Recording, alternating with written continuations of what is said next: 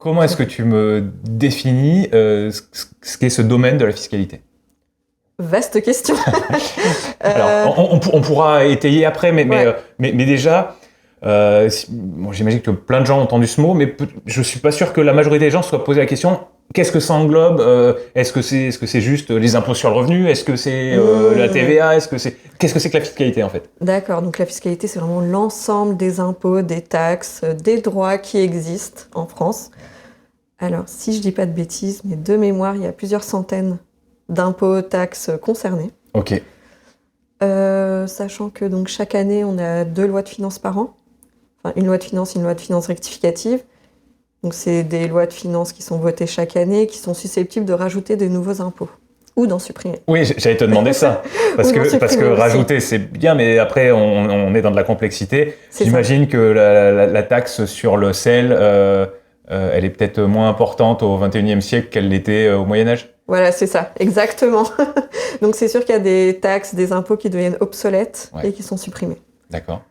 Et ces lois de finances, est-ce que c'est ce dont je t'ai dit juste avant qu'on ne parlait pas d'actualité, Oui. mais est-ce que c'est le genre de choses qui sont débattues en ce moment par le gouvernement? Exactement. Alors, la loi de finances, elle a été votée. Ok. Ça, c'est bon, mais c'est vrai qu'il y a eu, forcément, enfin, je vais hésiter de parler de l'actualité, comme on a dit, mais forcément, ça a un impact, parce que c'est la première fois que ça arrivait dans l'histoire. Normalement, la loi de finances, elle est votée avant le 31 décembre. D'accord.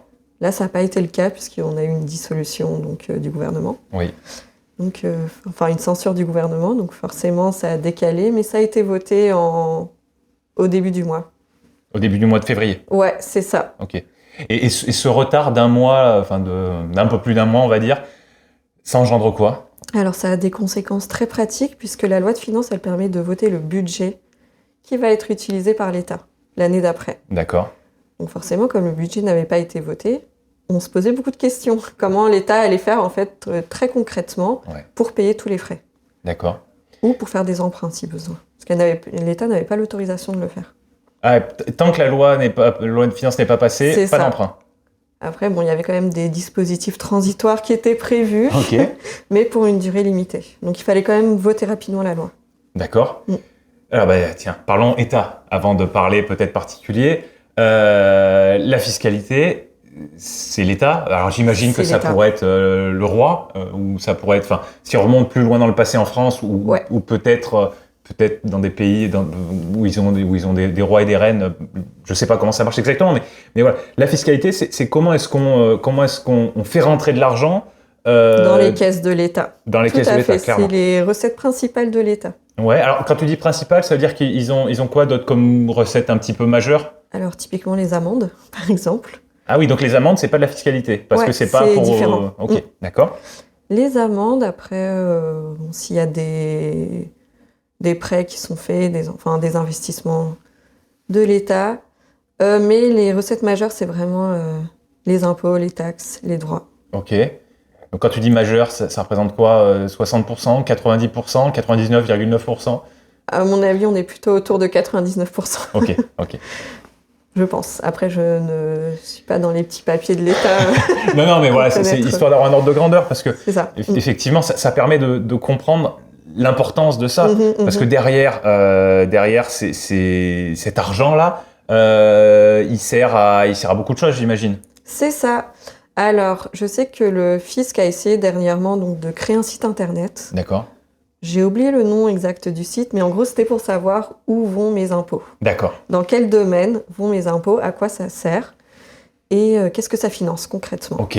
Donc, ils prennent l'exemple, ils prennent plusieurs contribuables. Donc, par exemple, Théo, 25 ans, célibataire, qui gagne 2 000 € par mois Oui. et qui paye donc tant d'impôts par mois. Où est-ce que ça va? Ok. Donc, dans les écoles, les hôpitaux, toutes les fonctions publiques, en fait. D'accord. Les routes. Les routes aussi, J'imagine. les infrastructures.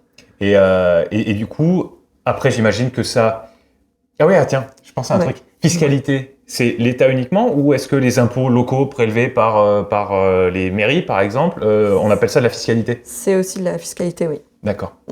Donc c'est finalement, quand on dit l'État, c'est l'État et puis tout ce qui est en dessous. C'est ça, toute l'administration publique, on va dire. D'accord.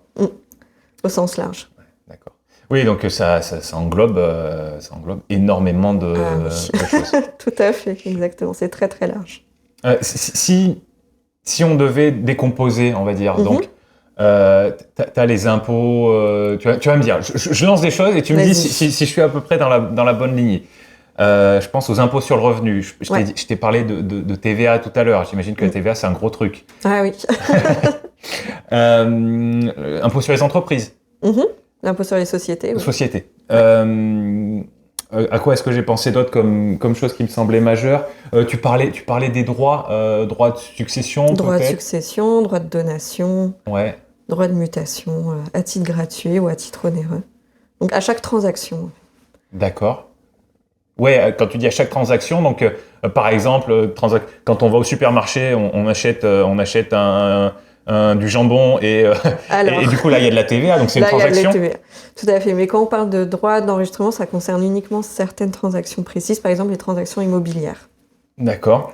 Donc là, on va payer des droits de mutation sur cette transaction. Donc droit de mutation, c'est par exemple, eh ben j'ai un appartement au-dessus là, c'est pas vrai, hein, mais bon.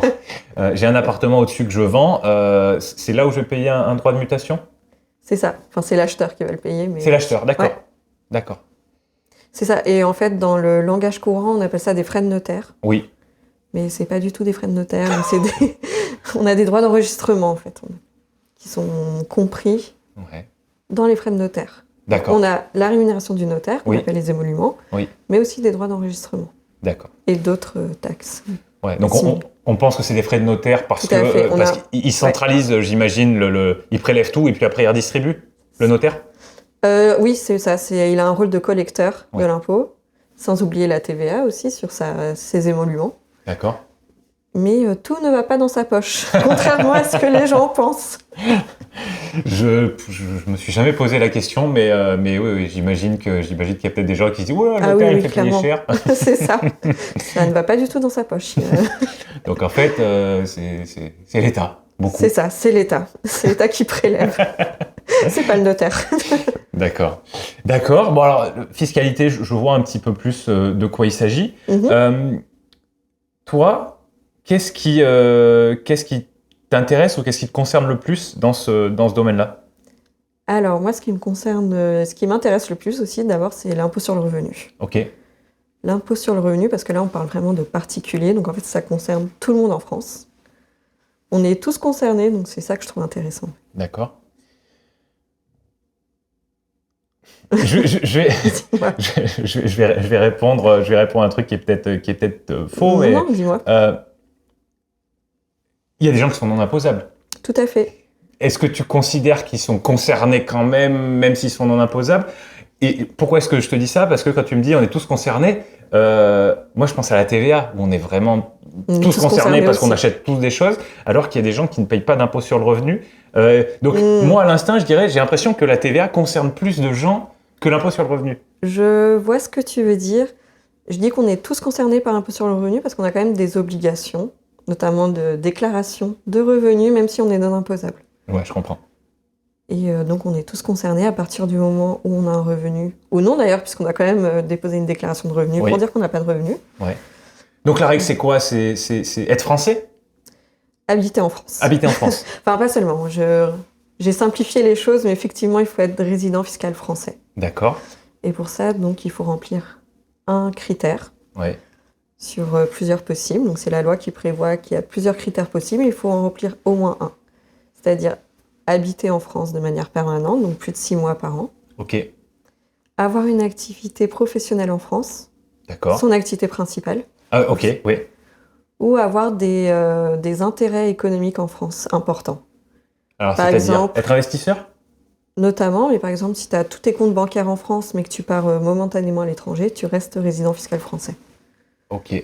Donc même si tu pars 6 mois et un jour à l'étranger. Voilà, c'est ça. Tu restes résident fiscal en France si tu as tous tes comptes en France, tous tes investissements en France, tes D'accord. biens immobiliers en France. Et alors, imaginons, la personne est dans ce Mhm. cas-là, elle va vivre 9 mois de l'année en Espagne. Mhm. Puis en Espagne, il pourra aller vivre où il veut, la personne pourra aller vivre où elle veut. Mais est-ce que du coup, elle est résidente fiscale en France, comme tu viens de me le dire? Mais qu'est-ce qu'ils disent en Espagne, où la personne est là pendant 9 mois de l'année? Alors, c'est une très bonne question, et c'est là que ça se complique. Parce que, d'un côté, on a notre droit national, donc qui nous dit cette personne est résidente fiscale française. Ouais. L'Espagne a aussi son droit national, qui dit que cette personne est résidente fiscale espagnole. J'imagine, parce que je ne connais pas les lois espagnoles, mais j'imagine que quand on vit 9 mois par an en Espagne, Ouais. on est sûrement considéré, en tout cas par le droit local, par le droit national, comme résident fiscal espagnol. D'accord. Donc, on a forcément, donc, à ce moment-là, ce qu'on appelle un conflit de résidence. Oui. On a des conventions fiscales avec quasiment tous les États du monde, enfin une grande majorité des États, justement, pour résoudre ce conflit. D'accord. Et donc, on a une convention entre la France et l'Espagne qui va dire que, donc, pour l'impôt sur le revenu, voici le critère qu'il faut retenir. Et en fonction donc, du critère, s'il est rempli ou non, on va considérer que la personne est, en tout cas pour l'application de cette convention, résidente fiscale française ou espagnole. D'accord. Donc, elle n'aura qu'une seule résidence fiscale. Je comprends. Et c'est un processus qui est relativement automatique ou il y a quelqu'un à un moment qui arbitre dans ce genre de situation? Alors, dans l'idéal, ce serait bien que ce soit automatique. Mais comme c'est du cas par cas, forcément, c'est vraiment à chaque contribuable de déterminer sa résidence fiscale. Ah, alors, donc c'est au contribuable de dire, moi je suis résident fiscal à tel endroit pour telle raison. C'est ça. Et après, il y a quelqu'un qui dit oui ou non? Alors, en fait, je dis ça parce que les obligations déclaratives ne sont pas les mêmes si on est résident ou non résident. Oui, j'imagine. C'est ça. Donc, si on est résident français, on doit vraiment déclarer tous les revenus, même les revenus de source étrangère. D'accord. Oui. Tous les revenus dans le monde. D'accord. Si on est non résident français, on doit déclarer uniquement les revenus français. Par exemple, les revenus locatifs. Ok. Donc, là, donc tout va dépendre de est-ce qu'on se considère comme résident fiscal français ou non. Oui. Mais ça, c'est à chacun de déterminer. Ok. Et ensuite, il peut y avoir des contrôles de l'administration fiscale. J'imagine. Et c'est à ce moment-là qu'elle-même va essayer de déterminer est-ce que le contribuable a raison ou a tort. Ouais. Et forcément, s'il y a un désaccord entre le contribuable et l'administration fiscale sur cette question, ça peut partir au contentieux. Ok. Donc partir en contentieux, c'est-à-dire procès de l'État contre la personne? Ou l'inverse. ou l'inverse, d'accord. C'est ok. ça, tout à fait. D'accord. Alors, il y a pas mal de choses, je pense, là. Ok, vas-y. Mais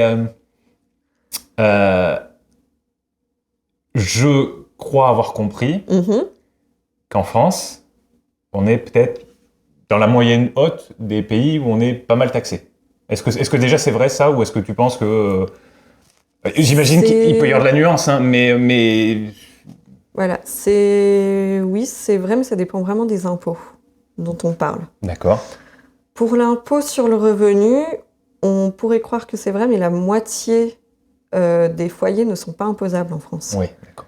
Donc au final, la moitié des gens ne payent pas d'impôts. Oui. Ce qui est moins le cas... alors on va prendre les pays qui nous ressemblent, hein, mais par exemple les pays d'Europe, je dis n'importe quoi, en Allemagne par exemple. Ils sont pas loin, ils sont un petit peu plus nombreux que nous, mais c'est à peu près la même taille de pays. Bon, ils ont une plus grosse partie de la population qui paye l'impôt sur le revenu. Alors c'est vrai que je ne connais pas le système fiscal allemand, mais c'est vrai que en fait ça va dépendre vraiment donc des barèmes, puisque l'impôt est calculé selon des barèmes. Oui. Si le barème est bas, forcément il y a plus. Enfin, si la première tranche est plus basse, forcément il y a plus de personnes qui sont imposables. Ouais, d'accord. Ok, donc ce que tu dis, c'est beaucoup de gens en France ne sont pas imposables. Mais après, une autre façon de voir les choses, en gros, c'est la médiane et la moyenne. Voilà, c'est ça, exactement. Donc en termes de moyenne, est-ce que les gens qui payent des impôts n'en payent pas peut-être plus, ou plus ils gagnent, plus ils payent d'impôts, peut-être par rapport à nos voisins ou aux pays comparables? Parce que moi, c'est quelque chose que j'entends. Je sais pas si voilà, j'en profite, je te pose la question. Est-ce que tu penses que c'est vrai? Parce que c'est quelque chose que j'ai l'impression en France, on paye pas mal d'impôts, mais peut-être pas tout le monde du coup, mais peut-être que les gens qui en payent pas mal. Voilà. En fait, effectivement, on dit qu'en France, on paye beaucoup d'impôts, mais c'est parce qu'on a tellement de taxes différentes, tellement d'impôts différents. Okay. Après, en ce qui concerne l'impôt sur le revenu, je ne suis pas persuadée qu'on soit au-dessus des autres pays. Par exemple, je sais que ce n'est pas le cas si on compare avec la Belgique. Oui. Donc pour la Belgique, il me semble J'ai pas les chiffres en tête, mais il me semble que les gens payent en moyenne plus d'impôts en France. Les revenus sont plus taxés qu'en France. D'accord. Mais par exemple, si on compare les droits de succession, il y a des pays où il n'y a quasiment pas de droits de succession en fait, qui sont payés. Il y a une exonération un abattement tellement élevé que les gens ne payent quasiment pas de droits de succession, ce qui n'est pas le cas en France. D'accord. Je pense à un truc là, tu me parles de droits de succession, j'imagine qu'on en reparlera après, mais je crois me rappeler qu'il y a quelques années, pas très longtemps, aux États-Unis, ils voulaient augmenter les droits de succession, faire quelque chose par rapport à ça. Et alors les Américains, en termes de marketing, sont quand même très très forts. Et donc les opposants ont appelé ça the death tax, la taxe de la mort, sur la mort. Alors je trouve que d'un point de vue marketing, c'est assez génial. Après, je pense qu'il y a des vraies questions là-dessus. À quel point est-ce qu'on transmet à nos enfants, par exemple, quand on décède, ou à quel point est-ce qu'on doit se dire, c'est des choix d'une culture ou d'une autre, hein, mais exactement. À quel point est-ce qu'on se dit, non, tant pis, j'ai profité de ce que j'avais, et ça change beaucoup de choses. Parce que si on se dit, je peux pas transmettre, et qu'on voit qu'on arrive plutôt vers la fin qu'au début, j'imagine qu'on va pas vivre de la même manière. Et je pense que ça change beaucoup de choses. Donc voilà, juste tu parles de ça, donc je sais pas si tu veux élaborer sur ce sujet-là des droits de succession. Oui, mais c'est sûr que, par exemple, en France, donc, on a des droits de succession. On considère, je vais simplifier les choses, mais en gros, quand on transmet jusqu'à 100 000 euros à ses enfants, un patrimoine équivalent à 100 000 euros, eh bien, dans ce cas-là, l'enfant ne va pas payer de droits de succession. Ok. Je simplifie un peu les choses. Dans d'autres pays, c'est beaucoup plus élevé. On peut transmettre beaucoup plus sans payer aucun droit de succession. Donc c'est vrai qu'en France, les personnes qui ont un patrimoine plutôt conséquent, ce qui arrive assez vite quand on a un patrimoine immobilier, vont tendance à faire des stratégies en fait, et mettre en place des stratégies pour permettre aux enfants de payer le moins de droits de succession possible. Ouais, d'accord. Ce que je remarque, c'est que là, c'est le contraire de l'impôt sur le revenu. C'est l'impôt sur le revenu, il y a plein de gens qui n'en payent pas. Ouais. Et là, tu dis, le seuil, il est plus bas que dans d'autres pays. Donc, ça veut dire qu'il y a plus de gens qui en payent. Après, tout est relatif. Parce que quand je dis jusqu'à 100 000 euros, on ne paye pas. Cet abattement, c'est par parent et par enfant. Ok. Donc, au final, à part vraiment les grandes fortunes, on va dire, il y a quand même assez peu de droits de succession en France, même si on compare à d'autres pays, on a quand même plus. D'accord. Donc là, on a parlé de droits de succession, on a parlé d'impôt sur le revenu. En termes de revenus, soit en termes de revenus pour l'État, soit en termes de nombre de personnes touchées par ces questions-là, tu penses que pour avoir une vision de, je sais pas moi, 90% de la fiscalité ou de l'impact de la fiscalité, il faudrait parler de quoi? Donc, impôt sur le revenu, évidemment. Droit de succession, malheureusement, on meurt tous un jour ou l'autre, donc voilà, évidemment. Qu'est-ce que j'oublie? Tout à l'heure, moi, ça me venait impôt sur les sociétés. Tout à fait. Ça, c'est un impôt qui est très important aussi. Et c'est vrai qu'il est plus élevé en France que dans d'autres pays. Ok. Par exemple, si on compare, typiquement, donc il est plus élevé en France qu'en Irlande, par exemple. C'est pour ça que beaucoup de sociétés ont leur siège Google, social, par exemple, pour ne pas le nommer. Tout à fait. Je pense à eux, mais il y en a peut-être d'autres. Tous les GAFA, peut-être, ils sont en Irlande, oui. Il me semble, en tout cas. D'accord. Après, il y a d'autres pays dans l'Union européenne qui ont des impôts beaucoup moins élevés qu'en France. Par exemple, je pense à la Hongrie. Pour l'impôt sur les sociétés. Le Pays-Bas aussi, me semble. Enfin, il y a pas mal de pays comme ça, quand même. L'Estonie, non? Aussi. Ça me dit quelque chose, l'Estonie. Ouais. Et alors, je ne sais pas si c'est dans l'Union européenne, mais Malte, il n'y a pas quelque chose à Malte aussi? Il y a des avantages pour les particuliers, Pour les particuliers, donc plus que pour les entreprises? Je pense, après, je ne voudrais pas m'avancer. Non, mais voilà, c'est juste il m'a semblé voir passer les choses de cet ordre-là. Et après, oui, il y a d'autres États, pas dans l'Union européenne, mais qui sont très connus donc pour avoir un taux quasiment nul. Donc, par exemple, certains États aux États-Unis, puisqu'aux États-Unis, chaque État a sa propre fiscalité. Typiquement, on considère que le Delaware, c'est un paradis fiscal. Une grande partie des sociétés américaines ont leur siège social là-bas parce qu'il n'y a pas d'impôt sur les sociétés. Ouais. On m'a dit que le nouvel Eldorado, c'était le Texas aussi. Ça a l'air. Je connais beaucoup de grosses entreprises qui sont installées en peu de temps et a priori, il y en a d'autres qui pensent sérieusement. Ouais. Donc, ouais. Après, les pays typiquement comme Dubaï. Enfin, Dubaï. Oui, même si la législation change là-bas. Ah oui. Ça y est, ils commencent à avoir fait le plein et ils disent on peut. C'est ça commence à augmenter les impôts quand même. D'accord. Mais oui, effectivement, des Européens qui vont là-bas, parce que c'est un peu moins loin, j'en entends parler aussi. Ouais. Tout à fait. Et après, on a ce qu'on appelle les paradis fiscaux. Oui. Dans des paradis, qui ont une fiscalité extrêmement basse et qui ne communiquent pas avec l'administration fiscale française. Donc, ce qui définit un paradis fiscal, c'est ces deux critères ? C'est ça. C'est ce qu'on appelle en fait un État non coopératif. Ok. Et c'est tout à fait légal d'investir dans cet État, de créer des entreprises dans cet État. Simplement, il y a des conséquences fiscales non négligeables en France derrière. D'accord. Quand on est français, quand on est résident fiscal français et qu'on investit dans ces États, on a des majorations d'impôts, notamment. Et bien sûr, c'est beaucoup plus contrôlé par l'administration fiscale. Ouais, c'est un red flag. Et tout à fait. Quand on a une société offshore dans un de ces États, effectivement, c'est un red flag. Il y en a beaucoup, des États comme ça ? Oui, il y a toute une liste qui est disponible, qui est actualisée très souvent, quasiment chaque année. Ouais, d'accord. Parce que j'imagine que les règles peuvent changer. Il y a un État qui peut être paradis fiscal, qui peut se dire, finalement, je veux bien communiquer maintenant, ou alors j'augmente mes taxes, du coup c'est moins intéressant. Alors, on a du côté français une liste, effectivement, des États et territoires non coopératifs, mais aussi du côté de l'Union européenne, on a une liste noire et une liste grise. Donc la liste grise, c'est les États à surveiller. La liste noire, c'est vraiment les États qui ne coopèrent pas du tout. D'accord. Ouais. Et à l'échelle de, je sais pas combien d'États dans. Puis en plus, quand on parle d'États, les États-Unis, ça va être 50 États du coup, vu comme ça. Oui, parce qu'on parle d'États et territoires non coopératifs. Après, les États-Unis coopèrent. Oui, non mais j'imagine. Oui, en fait, sont surtout concernées les îles, tout simplement. Ah oui. Ouais. Il y a beaucoup d'îles qui sont concernées. Ok.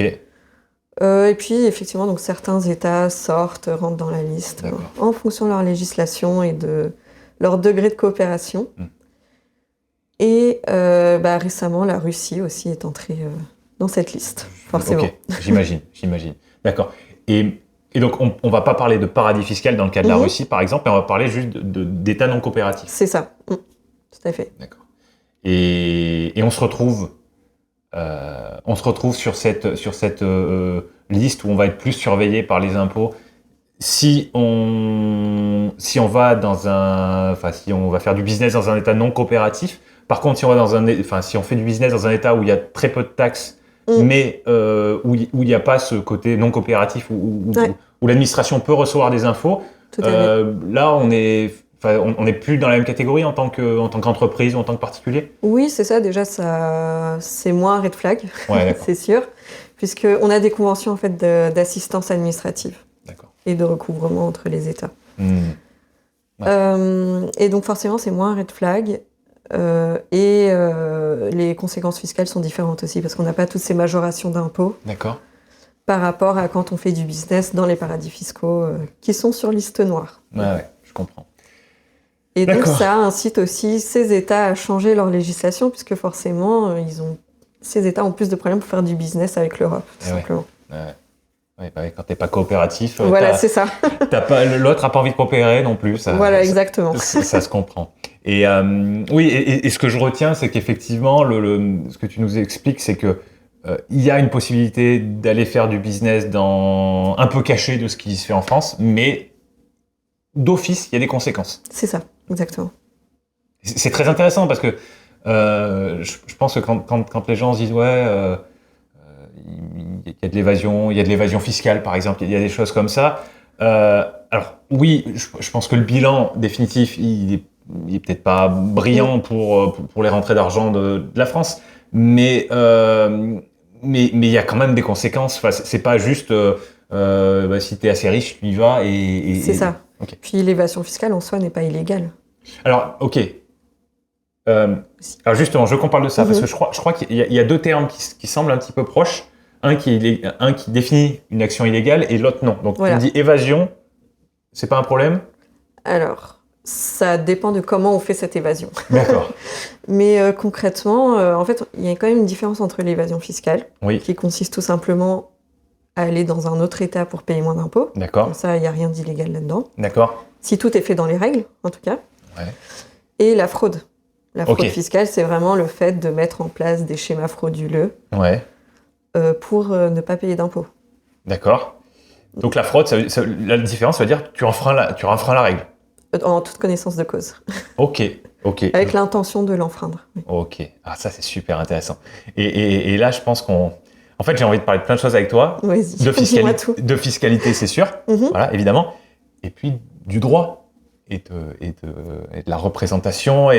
Voilà. Mhm. Et du coup, dans le droit, il y a des aspects philosophiques. Je pense. Enfin, je sais pas si c'est exactement le bon terme, mais tu m'as dit avec enfin, quel terme tu as employé? J'ai le terme volonté. L'intention. L'intention. Tout à fait. Avec l'intention de le faire. Mhm. Moi, quand je me pose des questions, je me dis l'intention, c'est ce qui devrait être le plus important. Est-ce que, allez, pour dire un truc un peu cucu, est-ce que tu as le cœur enfin, je crois que c'est une expression plutôt américaine, mais au bon endroit, quoi.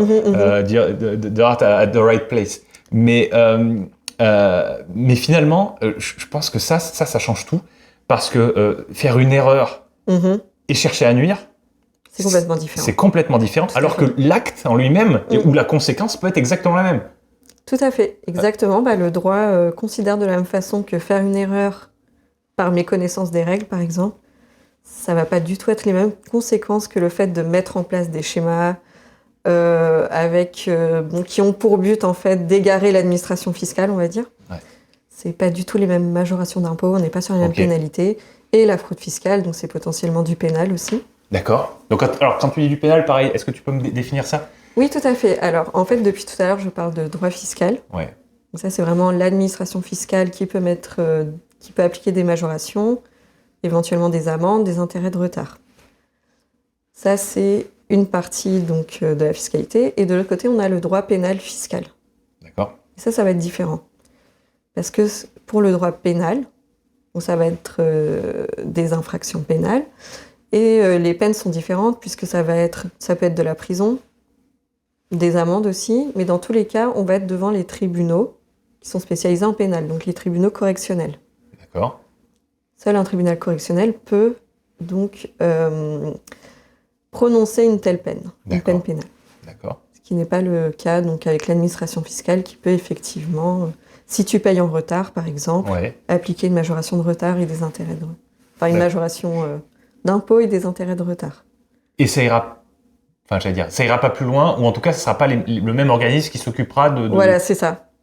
En gros, quand on passe au pénal, donc c'est l'administration fiscale qui va donner le dossier au procureur. Ok. D'accord. Alors ça c'est super intéressant aussi, parce que ça permet de comprendre qu'il y a des couches, qu'il y a tout à fait. Des infractions qui sont considérées comme pas trop graves, et puis un peu plus, et puis un peu plus, et c'est ça. Et que voilà, il y a un moment ça peut être très problématique, j'imagine. Exactement. Ça peut aller jusqu'à la prison, tout simplement. Et oui, par contre, effectivement, pour que ce soit pénal, il faut qu'il y ait une intention, comme on disait tout à l'heure. Il faut qu'il y ait cette volonté de faire de la fraude fiscale. Et bien sûr, donc cette volonté, elle doit être prouvée. Oui. La charge de la preuve est à la procuration, je sais pas comment on dit. Au procureur. Au procureur. Ok. Ouais, ça pareil, ça c'est le genre de choses, c'est très philosophique ça encore. Le fait de définir qui doit... je suis désolé pour les termes, mais qui doit se défendre et qui doit attaquer. Ouais. Voilà, je trouve ça assez passionnant et je pense que c'est des questions... Toi, tu as dû te les poser des dizaines, des centaines de fois. Le grand public ne se les pose pas. Moi, je vais de temps en temps, il y a un truc où je vais me dire ah ouais, mais pourquoi parce que j'ai ce côté très curieux. Mais même dans ce cadre-là, si tu veux, je vais pas forcément autant creuser. Du coup, là, c'est l'occasion. Là, c'est l'occasion. Je pense qu'on reviendra sur ces sujets-là. J'aimerais que tu m'expliques du coup, ce que tu fais toi aujourd'hui. Déjà, qu'est-ce que tu fais toi aujourd'hui? Puis après, on remontera un petit peu dans le passé pour voir où tu en es venu là. Là, on a dégrossi un petit peu, je pense, pas mal de choses autour de la fiscalité. On a commencé à parler un petit peu de droit. Donc toi, tu es avocate? Alors, moi, je suis avocate, tout à fait. Et j'exerce principalement en fiscalité. Ok.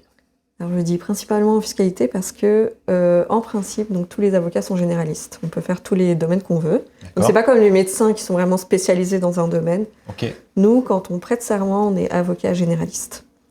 Ensuite, on a le choix d'accepter ou non les dossiers qu'on veut. Parce que comme le client peut choisir son avocat, l'avocat peut choisir son client aussi. Et là, il y a un truc en termes de vocabulaire. Tu m'as dit, oui, les médecins peuvent être généralistes ou spécialistes. Les médecins, ils n'ont pas de clients. Voilà. Ils ont des patients. Exactement. Et voilà, alors, évidemment, le mot patient, on comprend qu'il ne va pas s'appliquer à vous. Mais le terme de client, c'est vrai que ça, pour moi, ça représente quelque chose de très commercial, en fait. Et c'est vrai que quand je pense avocat, je pense pas commerce à la base. Et donc, c'est pour ça que ce mot-là, tu vois, j'ai l'impression qu'il relie un petit peu quelque chose qui me semble pas commercial, et puis quand même quelque chose qui est un peu dans le sens où tu dis, je peux refuser des clients, je peux... voilà. Donc, je veux bien qu'on creuse un petit peu là-dessus déjà. Très bien. Alors, c'est vrai qu'il y a deux façons de voir les choses. Donc, les avocats sont un peu divisés sur le sujet. Effectivement, il y a des avocats qui pensent comme toi que c'est une profession vraiment particulière, et ils ne se voient pas du tout comme des commerçants qui sont à la recherche de clients. Après, il y a la réalité, je pense. La réalité, c'est qu'on est une profession libérale. Oui. On est chef d'entreprise. Ouais. Sans client, on n'a pas de rentrée d'argent, forcément. Donc oui, on cherche... Vous n'êtes pas subventionné? Pas du tout. Après, je dis non, mais en réalité, on a ce qu'on appelle l'aide juridictionnelle. Okay. Donc l'aide juridictionnelle, c'est pour les justiciables, donc qui ont très peu de moyens, qui n'ont pas les moyens de payer un avocat dans le cadre d'un procès. D'accord. Il y a des conditions pour bénéficier de cette aide juridictionnelle, et donc c'est cette aide juridictionnelle qui va permettre de payer tous les frais, y compris donc les honoraires d'avocat. D'accord. Il faut savoir que ces honoraires sont extrêmement faibles pour le travail demandé. Ouais. Donc c'est vrai que peu d'avocats finalement acceptent l'aide juridictionnelle. D'accord. D'accord. Parce que ça vaut pas du tout le coup. Ok. Ouais. Peut-être des avocats en début de carrière qui n'ont pas justement leur clientèle. Oui. Ou par conviction aussi. Ou par conviction, d'accord. Le terme avocat commis d'office, c'est lié à ça ou pas du tout? Non, c'est encore différent. D'accord. Alors les avocats commis d'office, donc eux, ils interviennent en droit pénal. Ils sont inscrits en fait sur des listes de permanence pénale. Okay. Donc là, je vais encore faire une analogie, mais c'est comme les médecins qui sont de garde. Oui. Donc ils sont de garde, on va dire, pendant une certaine durée, donc par exemple 24 heures. Ouais. Et pendant 24 heures, ils peuvent être appelés à tout moment pour assister à un gardé à vue, pour assister donc une comparution immédiate, enfin tous ces domaines où quelqu'un a besoin vraiment d'un avocat immédiatement. D'accord. L'avocat est quand même payé. Par qui? Alors, si le client n'a pas les moyens, ça sera l'aide juridictionnelle. D'accord. S'il ne respecte pas donc les critères pour bénéficier de l'aide juridictionnelle, il va payer de sa poche. D'accord. Mais dans tous les cas, l'avocat est payé quand même. Donc, avocat commis d'office ne veut pas dire gratuit. Certes. Certes. Ça, honnêtement, je l'entendais. Ouais. Parce que beaucoup de gens font l'erreur. D'accord. Ouais. Après, je pense que déjà, beaucoup de gens font l'erreur sur le terme gratuit. Voilà. Est-ce que... parce que il y a une différence entre je ne dépense pas d'argent et la personne en face de moi n'en touche pas, n'est pas payée. C'est ça. Et quand il y a un troisième... Un système d'aide juridictionnelle, voilà, forcément c'est l'État qui paye au final. Ouais, d'accord. Ok, alors attends, du coup je sais plus, on a un petit peu... oui, on parlait de ce que tu faisais, donc avocate spécialisée dans la fiscalité, mais encore une fois tu nous as dit que tu pouvais recevoir des gens... C'est ça, dans d'autres domaines, et ça m'arrive de temps en temps effectivement. D'accord. Même si j'ai une préférence donc, pour la fiscalité, ouais. Et surtout j'ai plus d'expérience et on va dire donc, plus de compétences forcément dans ce domaine. Ouais, tu te sens plus à l'aise. Voilà, tout à fait. J'ai été formée dans ce domaine, donc c'est vrai que je préfère prendre des dossiers dans ce domaine. Quand tu dis que tu as été formée dans ce domaine, justement, comment t'es venue à faire ça? Est-ce que d'abord on devient avocat et après on se spécialise dans la fiscalité? Est-ce qu'on fait des études plutôt liées à la fiscalité et qu'après on devient avocat? Comment ça marche? On a les deux cas de figure. Ok. Alors, soit on a déjà fait des études... moi, j'ai fait des études assez généralistes. D'accord. J'ai un master en droit privé général. Ensuite, j'ai fait un master 2, donc, qui était juridique, mais en gestion de patrimoine. Ouais. Donc, avec pas mal de fiscalité. D'accord. Ensuite, donc, j'ai fait l'école des avocats pour devenir avocate. Et pendant l'école des avocats, donc, on a un stage obligatoire. Un stage, on est élève avocat et on doit faire un stage de 6 mois pour pouvoir avoir le diplôme. Comme Adèle ? Comme Adèle. Comme ma stagiaire élève avocate actuelle, oui. Adèle, si tu nous regardes, t'es pas loin là, mais... C'est ça, on pense à toi. D'accord, donc stage de 6 mois. C'est ça, stage de 6 mois. Donc là, on est dans un cabinet d'avocats et on apprend donc le métier, on est formé. Mm-hmm. Et moi, je l'ai fait donc dans un cabinet d'avocats, dans une équipe spécialisée dans la fiscalité. D'accord. Donc ouais, c'était en lien avec ce que tu as fait en Master 2. Voilà, c'est ça, exactement. Donc je suis allée vraiment dans la continuité. Et ensuite, j'ai prêté serment et j'ai continué à travailler dans ce domaine. D'accord. Mais à tout moment, je peux décider de changer de domaine et de me former en fait dans un autre domaine. Donc soit en faisant un diplôme, en faisant des études à nouveau pour me spécialiser, soit en demandant donc à des confrères plus expérimentés de me former. D'accord. Donc refaire l'équivalent d'un stage de 6 mois. Voilà, c'est ça. Ça, c'est tout à fait possible. Oui. D'accord. Et après, tu valides quelque chose Alors, on peut avoir ce qu'on appelle un certificat de spécialité. D'accord. Ils sont très nombreux à en avoir un. Okay. Donc, un certificat de spécialité qui est délivré par le Conseil national des barreaux. Okay. Donc, il faut d'abord faire un dossier pour expliquer qu'on a bien travaillé pendant au moins 4 ans dans ce domaine. D'accord. Et ensuite, il y a un examen, un oral. Donc, avec des questions techniques assez poussées. D'accord. Mais même si tu n'as pas ça, il n'y a rien qui t'empêche de prendre un client dans ce nouveau domaine que tu aurais pu... Rien du tout, rien ne m'empêche. D'accord. C'est un coup de tampon qui rassure peut-être les gens qui viennent te voir ? Exactement. En fait, tant qu'on n'a pas ce certificat de spécialisation, on ne peut pas dire qu'on est spécialiste d'un domaine. On ne peut pas l'écrire sur nos sites internet, on ne peut pas le mettre en signature de mail, sur nos cartes de visite, etc. D'accord. Donc c'est pour ça que moi, sur mon site internet, ma signature de mail, mes cartes de visite, c'est écrit avocate. Juste avocate. D'accord. Pas avocate fiscaliste. Oui, d'accord. Parce que par rapport à tes études, tu ne peux pas avoir ce certificat. Non. Il faut vraiment passer l'examen, il faut travailler 4 ans dans ce domaine en tant qu'avocat et passer l'examen avec des personnes qui ont le certificat. Tu voudrais le faire ? Est-ce que ça fait 4 ans maintenant ? Largement ? Oui, largement. Ouais. Ok. J'y ai pensé, après j'ai pas encore eu le temps de m'intéresser aux modalités exactes. D'accord. Tu penses que ça t'apporterait un gros plus en termes de... Allez, on va employer un gros mot, en termes de business ? Alors d'après mes confrères qui ont le certificat de spécialisation, effectivement ça rapporte du business. D'accord. Les gens sont plus rassurés. Ouais. Ok, c'est beaucoup plus clair. Qu'est-ce qui t'a attiré dans ces questions du patrimoine ? Alors patrimoine, faut préciser. Il y a quelques temps, j'ai fait un épisode avec Fanny sur le sujet du patrimoine architectural. D'accord. Ouais. Et de la rénovation du patrimoine architectural. Donc le mot est le même.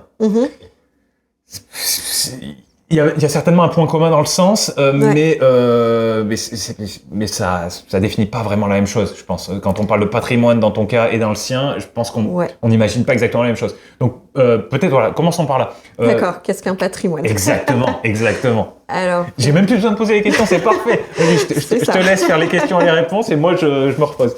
Ok, ça marche. Alors un patrimoine, j'utilise vraiment dans le sens juridique, c'est-à-dire que c'est l'ensemble des actifs et passifs d'une personne. Alors, je suis désolé, je te coupe, mais c'est quoi un actif, c'est quoi un passif ? Alors, un actif, c'est donc l'ensemble des biens qu'on détient, de différentes natures. Ça peut être des biens mobiliers, des biens immobiliers. Ouais. Et le passif, c'est les dettes. Très concrètement. Ah, ok. D'accord. Ouais, donc c'est ce qu'on détient, mais qu'on n'aimerait pas détenir, quoi. C'est ça. Si on fait très simple, parce que on sait très bien que Il y a des quand tu enclenches une dette, c'est dans un but précis. Donc ça doit te rapporter quelque chose effectivement, mais après quand tu fais que la rembourser cette dette, tu te dis bon bah vivement qu'elle ne soit plus là. Mais sur le gros principe, il vaut mieux avoir des actifs que des passifs. Voilà, tout à fait. On est d'accord là-dessus. C'est sûr. Donc c'est vraiment ça, le patrimoine au sens juridique. D'accord, super. Et donc oui, ma question de tout à l'heure, c'était qu'est-ce qui t'a attiré dans ce domaine-là? Est-ce que tu te rappelles s'il y a un truc où tu t'es dit, bah ouais, moi ça me parle vraiment, ou est-ce que ça peut très bien être, t'avais plusieurs chemins, tu te dis, bah celui-là, pourquoi pas, par rapport aux autres, mais tu vois, il y a des gens où il y a un déclic qui se fait à un moment et ils se rappellent de ce déclic-là, puis il y a des gens juste, ils parcourent leur chemin, et alors certes, il y a des choses qui les poussent dans une direction ou dans l'autre, mais des fois, c'est moins violent, tu vois ce que je veux dire, c'est moins un instant T qui se passe quelque chose. Je comprends tout à fait. Alors, pour ma part, donc, j'ai été intéressée par plusieurs domaines de base. Et pourquoi je me suis orientée donc, vers la fiscalité patrimoniale? Tout simplement parce que j'ai été intéressée par le droit des affaires, mais je voulais être proche des gens, quand même. D'accord. Je voulais vraiment avoir un métier où j'avais des contacts quotidiens avec des particuliers. Plus que des entreprises. Et c'est vraiment l'aspect du métier que je trouve enrichissant. Ouais. Parce que donc, tous les jours, je suis amenée à côtoyer des personnes différentes, à rencontrer énormément de personnes. Bah, comme je le disais tout à l'heure, on est tous concernés par la fiscalité. Ouais. Donc forcément, je suis amenée mais vraiment à rencontrer une diversité de personnes. Ouais. Alors, que ce soit au niveau des clients, mais par exemple même, je fais du contentieux aussi fiscal, donc forcément j'ai des contacts avec l'administration fiscale, qui est donc composée d'êtres humains aussi. Ah bon? Quelle surprise! Il faut le préciser. Non mais oui, évidemment, j'en connais des très proches, donc c'est évidemment une plaisanterie, mais oui, bien sûr. Non mais c'est important de penser à ça qu'en fait, alors si maintenant, on a dit qu'on parlait pas trop d'actualité, mais c'est de l'actualité d'il y a des années précédentes et de maintenant, il y a beaucoup de choses qui sont en train de se faire avec l'intelligence artificielle. Tout à fait. Là, on est d'accord, c'est pas de l'humain. Mais c'est vrai que tout le reste, on est partout. Voilà, comme des petites fourmis. Le fisc utilise l'intelligence artificielle pour en fait recouper vraiment toutes les informations. Alors, ils utilisent surtout le data mining. Puisqu'on a des obligations déclaratives, comme tu dois le savoir, on a des déclarations de revenus, les entreprises ont des déclarations de résultats. À chaque fois qu'on fait une donation, une succession, etc., on a des déclarations. Jusqu'à présent, c'était quand même compliqué pour le fisc de recouper toutes ces informations, toutes ces déclarations différentes. Maintenant, ils ont la technologie pour le faire et ils ont beaucoup recruté aussi d'analystes. Oui. Donc, après, moi, c'est pas du tout mon domaine, donc je connais pas forcément les termes. Mais en tout cas, ils ont recruté des personnes capables de travailler dans ces domaines.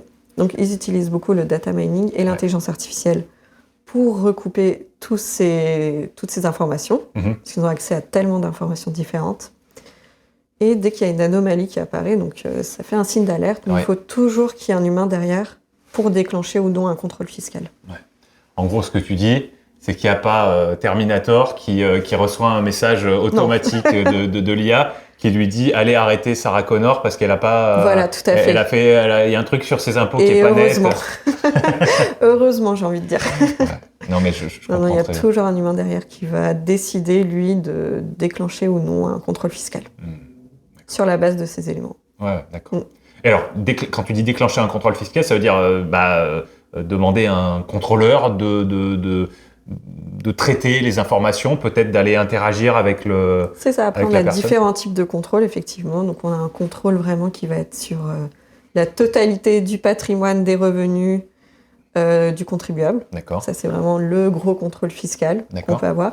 Ou alors ça va juste être des questions sur une déclaration qui a l'air d'être mal remplie. D'accord.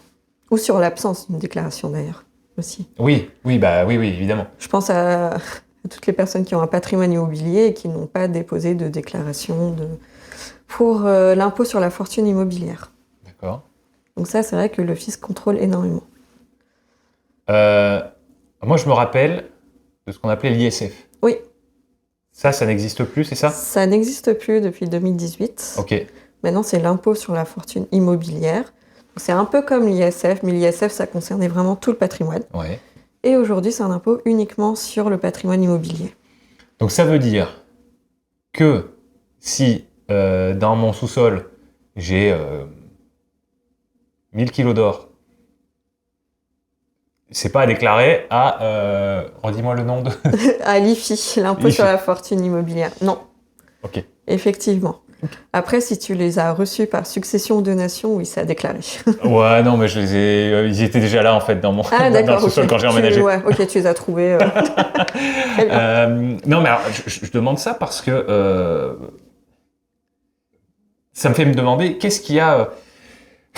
Est-ce que tu as une idée de ce qui a fait que les lois ont changé dans le sens où on a abandonné cet impôt général sur la richesse parce que l'ISF c'était je me rappelle plus quel était le seuil mais C'est le même pour l'IFI, c'est 1,3 million Ok, de patrimoine net. Donc on enlève vraiment les dettes. ouais. Alors Ouais. je sais que je sais que c'est un terme qui est je suis scientifique donc en plus enfin, voilà, je suis bien placé pour savoir qu'il faut se méfier de ce genre de terme. C'est beaucoup 1,3 million ou c'est pas beaucoup?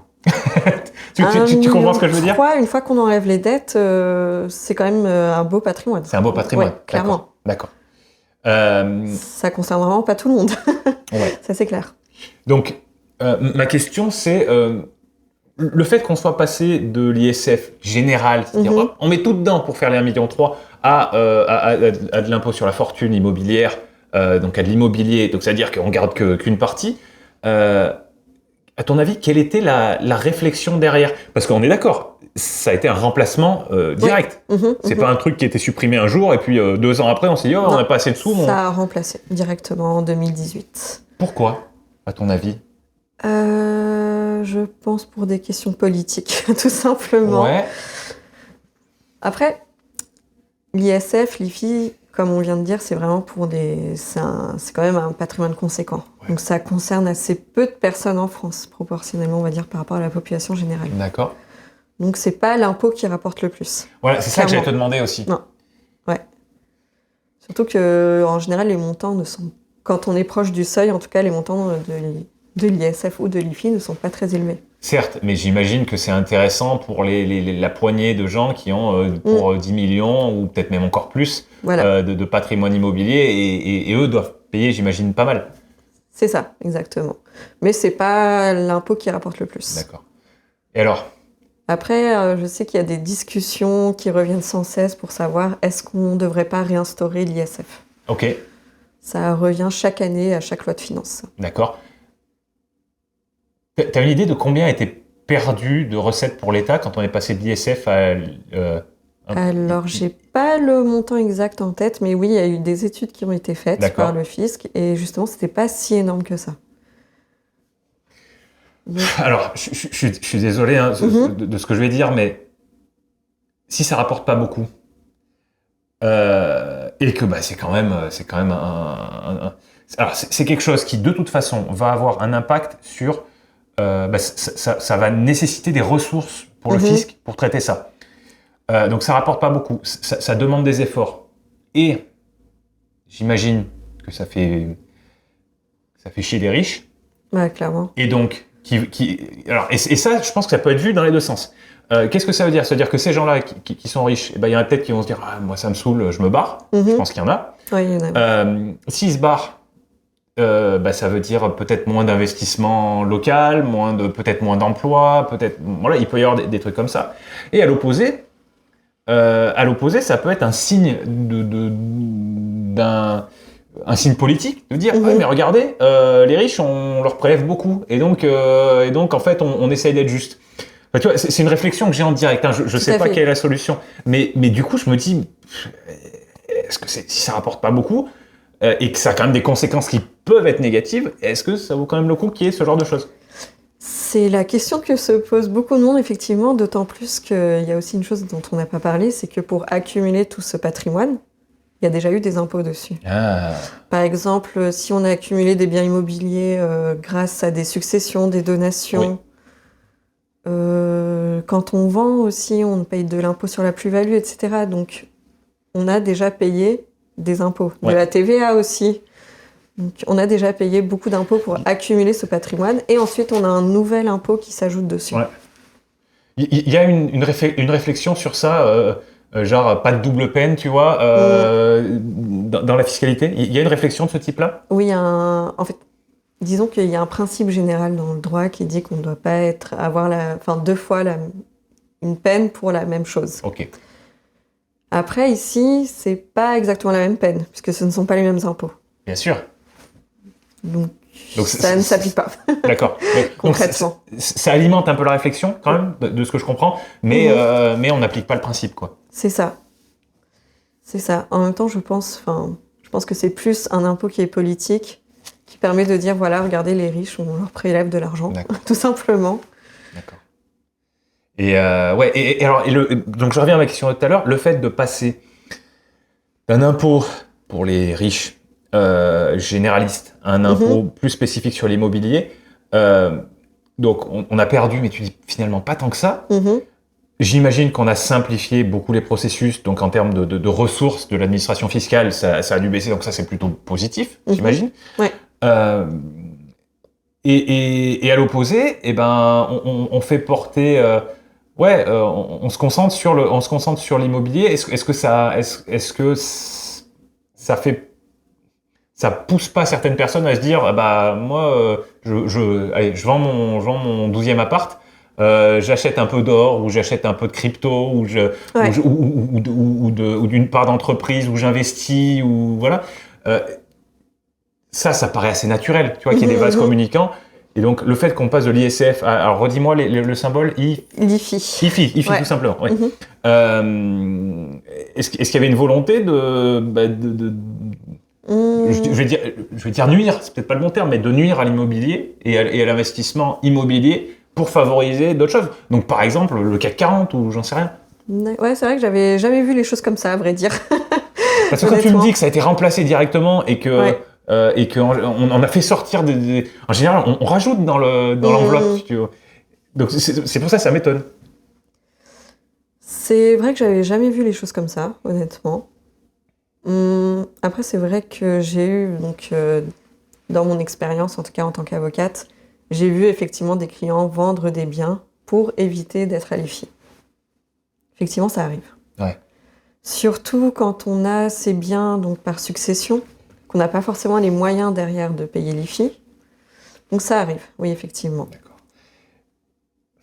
D'accord. Si c'est quand c'est des sommes comme ça, alors, il doit y avoir quelques maisons qui doivent être tellement grosses ou peut-être à Paris, il doit y avoir des biens qui sont peut-être pas forcément des châteaux, mais déjà qui nous font passer au-dessus.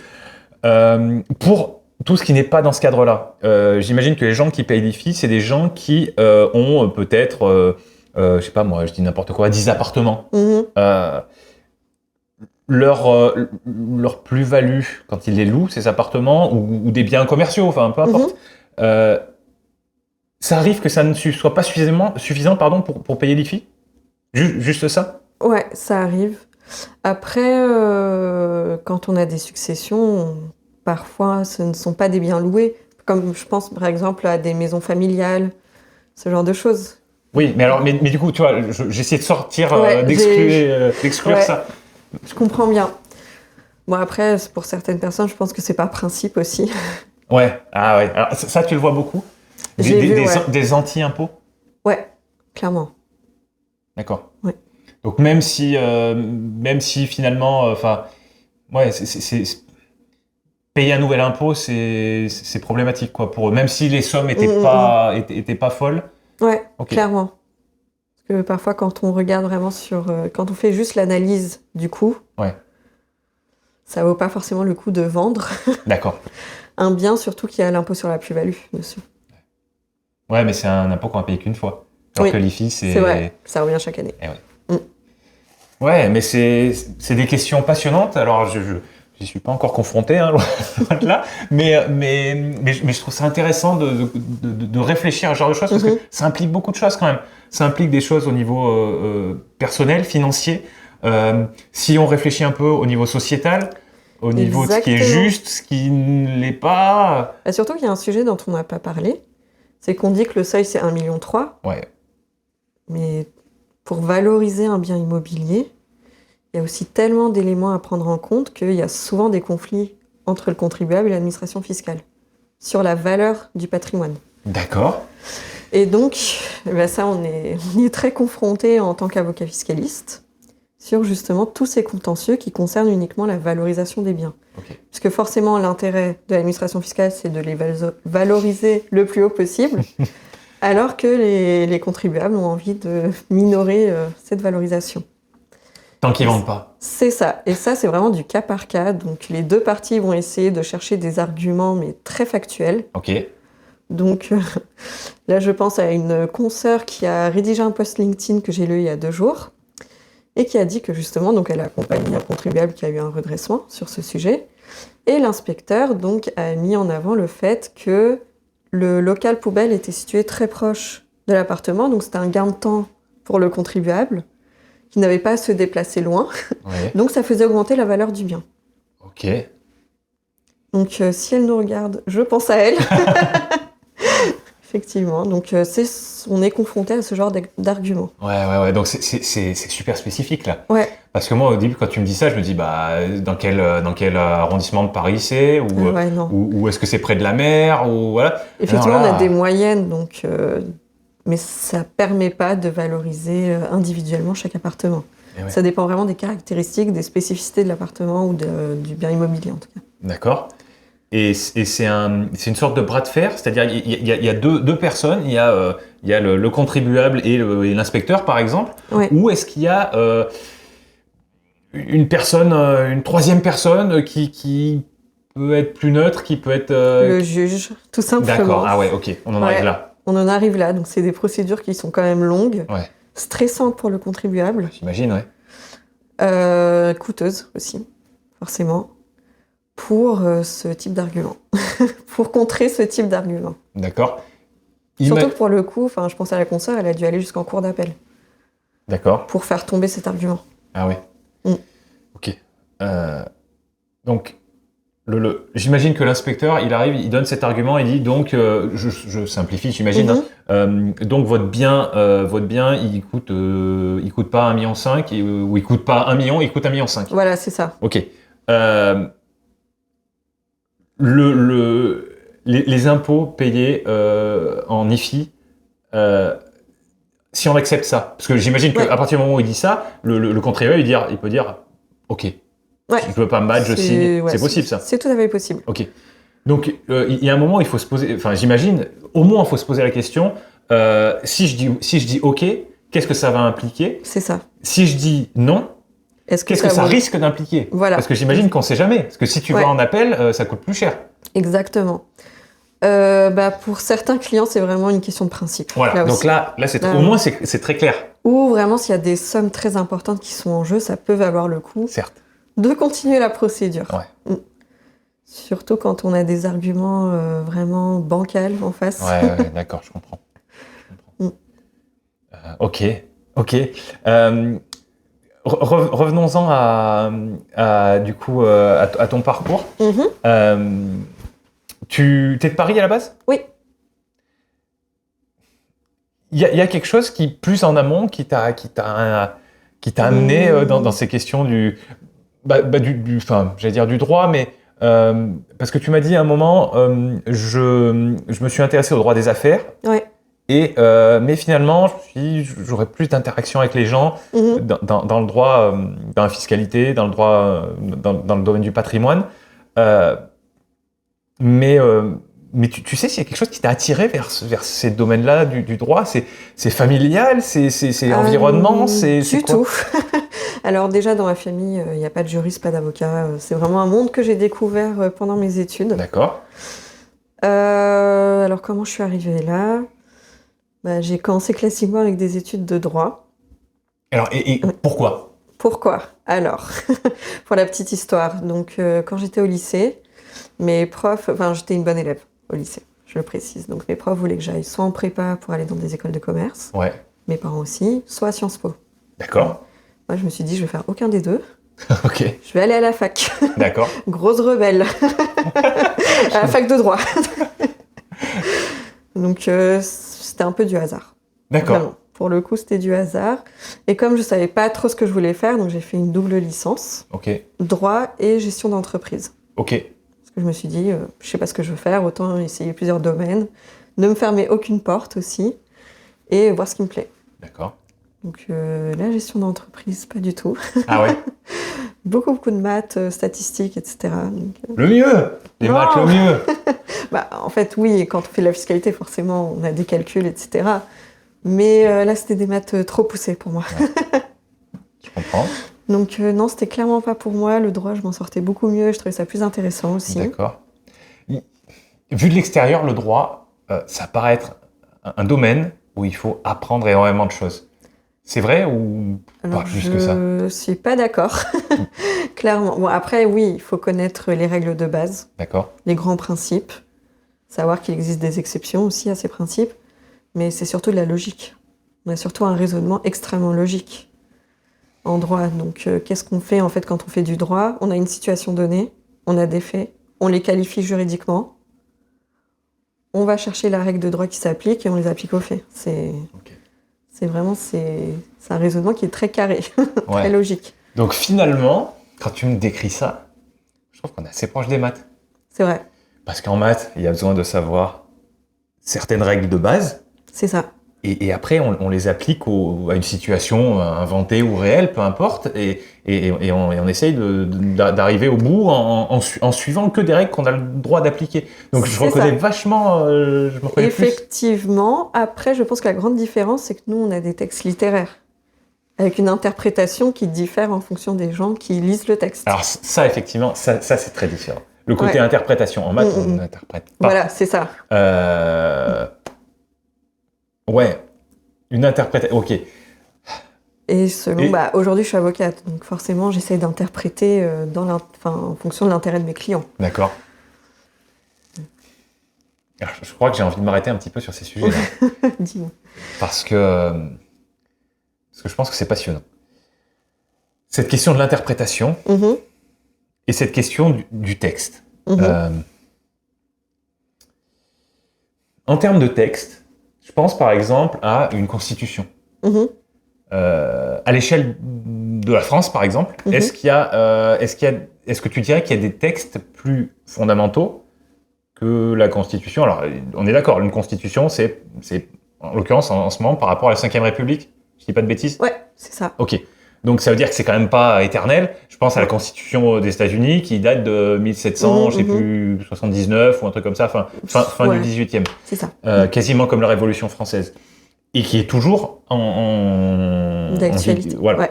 exactement, là-bas. Nous, c'est quand même beaucoup plus récent, parce que c'est quoi? C'est juste après la Seconde Guerre mondiale? Ouais, c'est 58, ouais. Ah non, quand même un peu plus tard, 58, Ouais. d'accord. Donc ouais, ça fait une soixantaine d'années, 67. Exactement. Après, ça, c'était le texte originel date de cette époque, Ouais. mais il a été modifié plusieurs fois. Ok, Il est tout à fait possible de réviser une constitution. d'accord.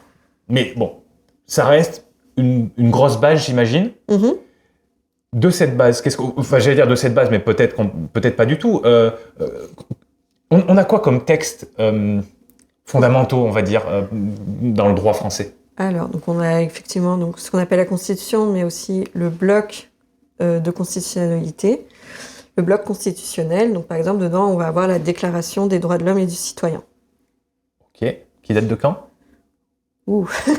On est d'accord, c'est époque. Ouais, c'est vieux. C'est vieux. C'est vraiment époque vieux. Révolution française. Voilà, c'est ça. Ok, Exactement. ok, d'accord.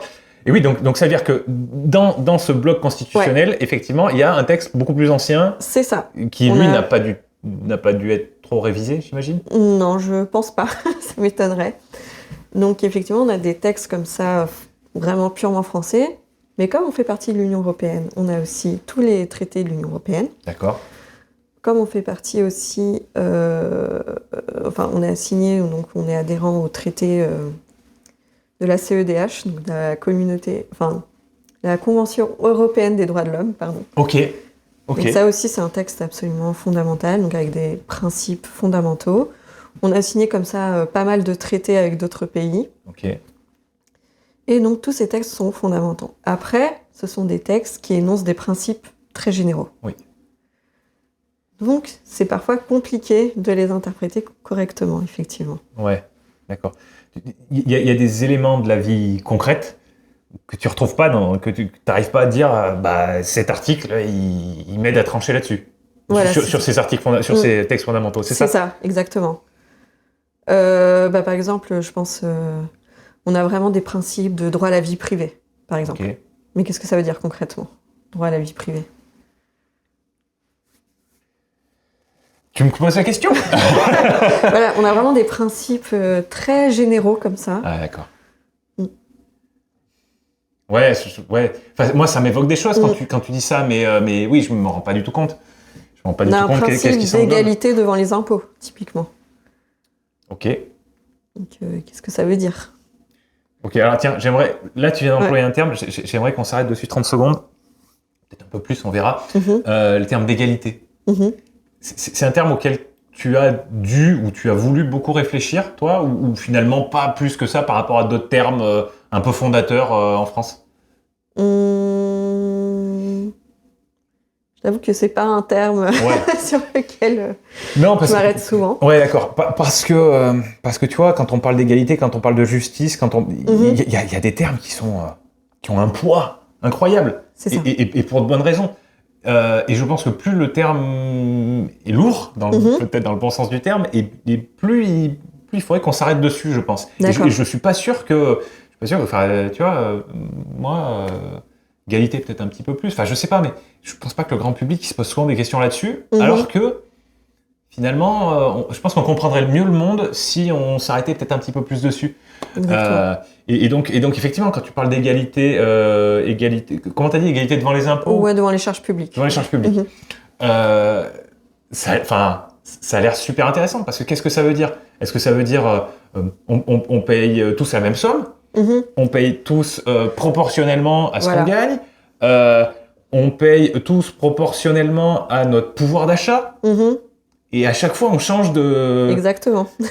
mais c'est passionnant. Ouais, je suis tout à fait d'accord, mais du coup, ça fait partie du problème, c'est tellement général comme principe que après ça peut poser des problèmes sur justement comment appliquer ce principe. Parce que le truc avec la Constitution, c'est que pour chaque loi qui est votée, chaque loi doit respecter cette Constitution. Oui.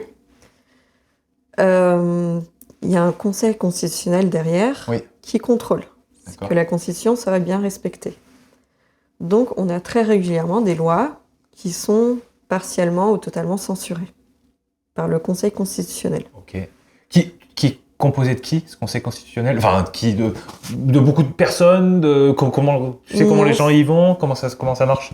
Alors, il y a pas mal d'anciens présidents. Oui, d'accord. C'est ça.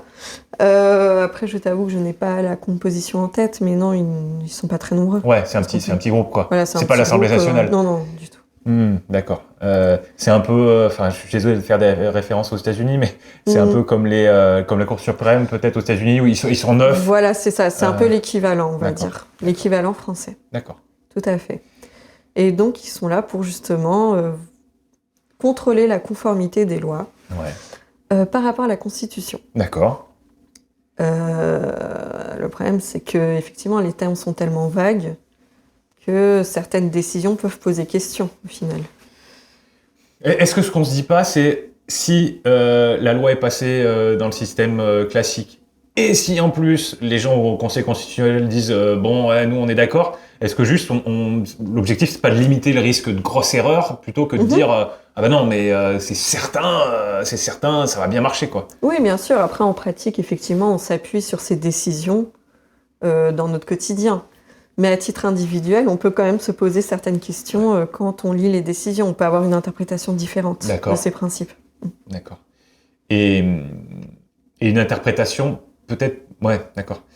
Et la question après, ça va être, toi en tant qu'avocate, tu me dis, moi j'essaie d'interpréter le texte pour qu'il avantage mon client. Oui, puisque mon métier avant tout, c'est de défendre les intérêts de mes clients. Donc forcément... Ça, c'est important. Défendre les intérêts de mes clients. Oui, les intérêts, pas le client lui-même. Les intérêts. Tout à fait. Et ouais, mais je pense pas qu'on est. Je pense que dans le langage courant, on dit pas ça. Exactement. Alors, toi, tu dois pas te rendre compte parce que toi, c'est des mots que tu emploies et que tu entends employer tous les jours. Peut-être que tu te rends moins compte. Et encore que, je pense que les gens avec lesquels tu interagis, qui font pas du métier, et c'est souvent le cas, peut-être que eux te disent, font la même erreur. Mais ouais, moi, le défendre les intérêts de mes clients, ça me semble fondamental comme façon de le dire. Je suis pas sûr que je suis à peu près certain que je l'aurais pas dit comme ça, moi. Je comprends tout à fait. Bah, c'est vrai que ça m'arrive très régulièrement donc, de rencontrer des gens qui sont pas du tout dans le domaine. Et quand ils me demandent ce que je fais, bah, après ils me disent « Mais comment tu peux défendre des fraudeurs, par exemple ?» Pour ceux qui font du pénal, ça va plus loin. Mais pour moi, on me demande comment tu peux défendre des gens qui font de la fraude fiscale. Ouais.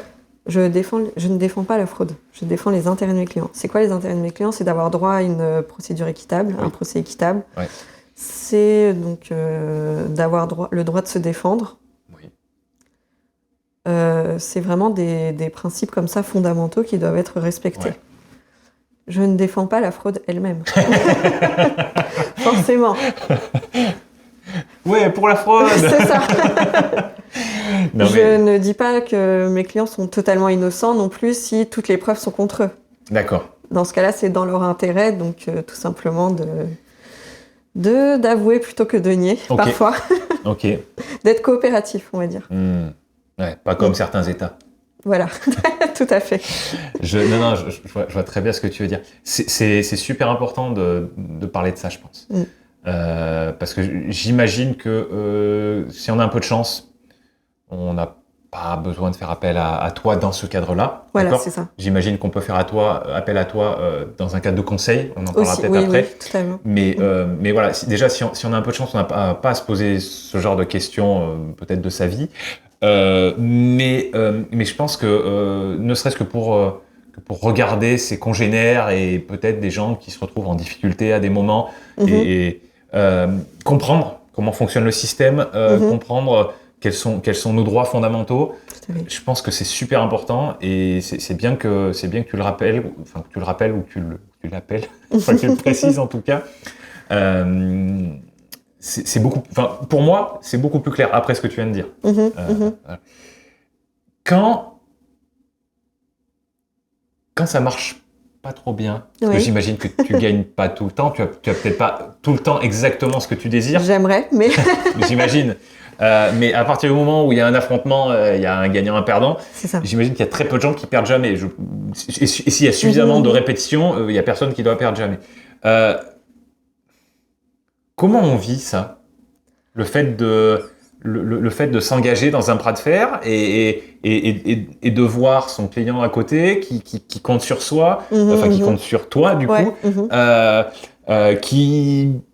qui est peut-être plus ou moins innocent, qui est peut-être complètement innocent, pas complètement innocent, mais peu importe, peu importe dans un sens intellectuel, parce que c'est pas ton rôle, mais en tout cas, ces pauvres petits intérêts de ton client, si ça ne marche pas ce que tu fais, comment on vit ce côté-là? Alors déjà, à titre personnel, c'est extrêmement frustrant.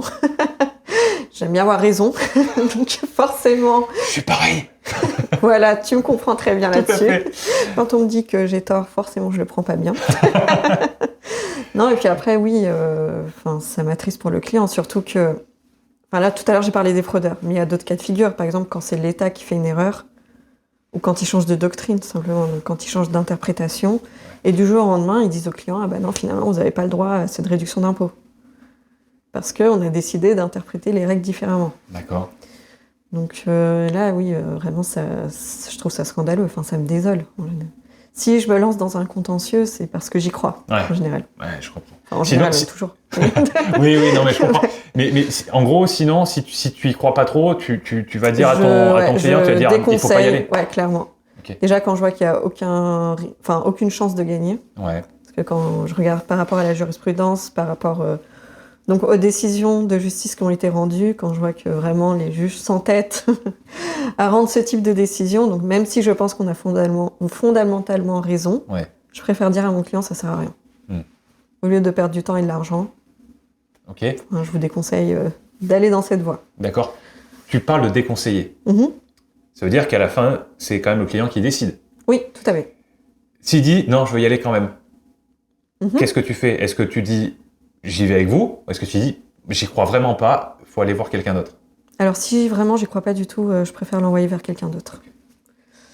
Peut-être que quelqu'un d'autre trouvera d'autres arguments, Ouais. en tout cas. C'est Ouais, possible aussi. C'est plus dans l'intérêt, en tout cas, du client d'aller voir quelqu'un d'autre plutôt que de me prendre comme avocat alors que j'y crois pas. Ouais. Je ne serais pas à même de conseiller au mieux, de défendre au mieux les intérêts de mon client. Encore une fois, ça illustre le fait que t'es pas une machine et que si tu y crois pas, tu sais que tu vas pas réussir à donner Clairement. ton meilleur. Si pour moi il n'y a aucune chance de victoire, on va dire, je préfère ne pas y aller, clairement. D'accord. T'as parlé des juges. Mhm. Les juges, ils interprètent ou ils écoutent et ils tranchent? C'est quoi leur rôle en fait? Les juges, donc, ils regardent les arguments de chaque partie Ouais. et donc ensuite ils tranchent. Ils interprètent la loi, donc ils appliquent la loi à la situation et ils tranchent. Ils répondent uniquement aux demandes des parties. Ça, il faut le savoir. C'est-à-dire? C'est-à-dire que, en fait, donc, ce qu'on fait, c'est qu'on rédige des écritures, enfin, on rédige des mémoires ou des conclusions selon le tribunal. On appelle ça comme ça. Donc, on met par écrit tous nos arguments et surtout nos demandes. Qu'est-ce qu'on demande exactement au juge? À la fin, on fait un petit récap de toutes les demandes qu'on a. Du style, typiquement, un dégrèvement d'impôts, condamner l'État à payer donc les frais d'avocat, etc. D'accord. Ça, c'est possible. Ok. Et le juge ne peut répondre qu'à ces demandes-là. Donc, il ne faut pas oublier de mettre tout ce qu'on veut. D'accord. Et donc là, ce que tu me décris, encore une fois, je me place dans le rôle de la personne du grand public totalement ignorant que je suis moi, d'ailleurs. C'est pas trop dur, hein, mais voilà. Tu vas pas tous les jours au tribunal? Non, pas tous les jours. Par contre, très régulièrement, je regarde la télé. Enfin, la télé, je regarde un écran, on va dire, avec, aujourd'hui c'est plutôt du streaming, hein, mais peu importe, avec des films ou des séries. Et souvent, dans les séries notamment américaines, où ils ont un côté judiciaire. Théâtral. Voilà. Et puis peut-être plus présent que le nôtre. Alors, toi, c'est ton métier, donc toi, tu le vis tous les jours. J'ai quand même l'impression qu'ils aiment bien aller au tribunal, les Américains, plus que nous. Et je pense que... Oui, parce que les enjeux ne sont pas les mêmes. Ouais, d'accord. En fait, disons que... Bon, je parle pas forcément de la fiscalité ici, mais les Américains, quand ils vont au tribunal, ils demandent des dommages et intérêts qui sont colossaux. D'accord. Ce qu'on appelle des dommages et intérêts vraiment punitifs. Ouais. En France, les dommages et intérêts sont vraiment limités aux dommages, à la valeur du dommage. Ouais. On peut pas aller au-delà. En fait. D'accord. Donc, c'est pour ça qu'ils aiment bien aller au tribunal. Ouais, parce qu'il y a gros à gagner, quoi. Voilà, c'est ça. D'accord. Du coup, moi, quand j'entends parler de juges, d'avocats et de procureurs, moi, je vois la scène dans le tribunal et avec tu vas être déçu. Non, mais voilà. Mais justement, c'est pour ça que je te pose la question. C'est quand tu me dis, on écrit ce document là où on récapitule ce qu'on veut, en gros. Ça, c'est des situations où, notamment, alors, mais j'imagine que ça, c'est parce que c'est pas du pénal et tout. T'as pas de jury dans un truc comme ça. T'as pas de. Est-ce que t'as une audience? Est-ce que t'as de l'oral? Alors justement, ça dépend vraiment des matières et des procédures. Okay. On a 2 types de procédures en France. La procédure écrite où vraiment il y a un écrit obligatoire. Ouais. Et la procédure orale où à l'audience on peut donc vraiment sortir des nouveaux arguments, etc. Ce qui n'est pas possible pour les procédures écrites. D'accord. Pour ma part, j'ai quasiment que de la procédure écrite. Ok. Je vais quasiment jamais en audience. D'accord. Vraiment très très rarement. Et quand c'est des audiences, c'est potentiellement avec du public ou c'est dans une pièce comme ça, par exemple? Non, c'est avec du public. Okay. Donc c'est vraiment dans une salle dans le tribunal. Enfin, dans ce genre de domaine, on a surtout les avocats, les autres confrères qui attendent leur affaire comme public. On a le juge, le greffier. Ok. Et voilà. Mais c'est vrai que moi, dans mon domaine, je plaide extrêmement rarement. Ouais. C'est vraiment lorsqu'il y a vraiment des précisions techniques à apporter pour être sûr que le juge comprend bien ces points-là. Okay. C'est toi qui demandes? Dans tous les cas, il y a une audience, donc on peut y aller. Et c'est plutôt, on demande à ne pas y aller. Ah, ok. On demande à simplement pouvoir déposer le dossier et ne pas plaider. D'accord. Est-ce qu'il y a, comme on voit dans les films encore une fois, des situations où tu es dans le bureau du juge, avec l'avocat d'en face, toi, le juge, et vous négociez, c'est des choses qui arrivent aussi ou pas vraiment? Non, pas vraiment, pas en France. Et par contre, indépendamment d'un juge, est-ce que tu peux négocier avec le l'État? fisc, oui. Ouais. Ouais. D'accord. D'ailleurs, c'est obligatoire, en fait. Je vais simplifier un peu les choses, mais avant de pouvoir saisir un juge, lorsqu'on a affaire à l'État en face, il est obligatoire d'abord d'essayer de trouver une solution avec l'État. D'accord. Ok. Je comprends. Faut au moins essayer. Voilà, c'est ça. Sinon, c'est totalement obligatoire, sinon ta demande ne sera pas recevable D'accord. au tribunal. Bien, bien. Moi, j'adore cette discussion. Honnêtement, je trouve qu'il y a tellement de choses et en fait, il y a aussi un côté intellectuel, un côté réflexion, un côté justice, un côté droit qui est assez passionnant, qui peut être un peu lourd vu de l'extérieur, enfin un peu overwhelming, un peu, tu vois, se sentir écrasé, un peu dépassé, voilà. Ok, ouais, dépassé. Mais quand on a le temps avec quelqu'un comme toi de discuter, voilà, du coup j'en profite. J'en profite. Je vais revenir peut-être à certaines questions fil rouge de principes fondamentaux.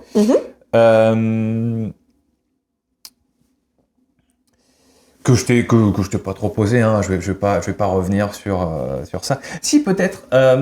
Dis-moi. Au-delà de ce qui t'a attiré dans ce domaine-là au début, Ouais. ça fait combien de temps alors maintenant que tu fais ça? Ça fait 6 ans. 6 ans, ok. Ouais. En 6 ans, j'imagine qu'il y a des choses qui ont évolué. Un regard qui a évolué ou une expérience qui a évolué. Tu m'as dit par exemple plus de télétravail. Oui, clairement. Oui, plus de rendez-vous en visio, ce qui me permet d'avoir des clients donc, dans toute la France, voire à l'étranger aussi. Ok, c'est intéressant. Ouais. À l'étranger,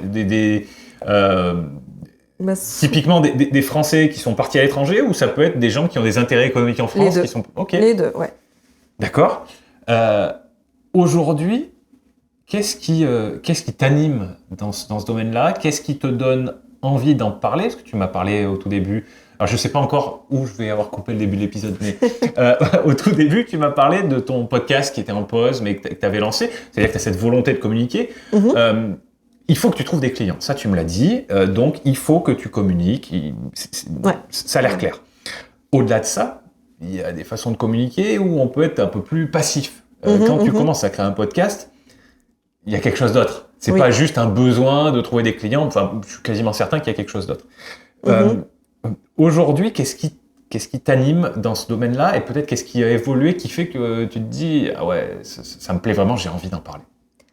Alors, ce qui m'anime aujourd'hui, donc comme j'ai dit, la fiscalité, ça nous concerne tous.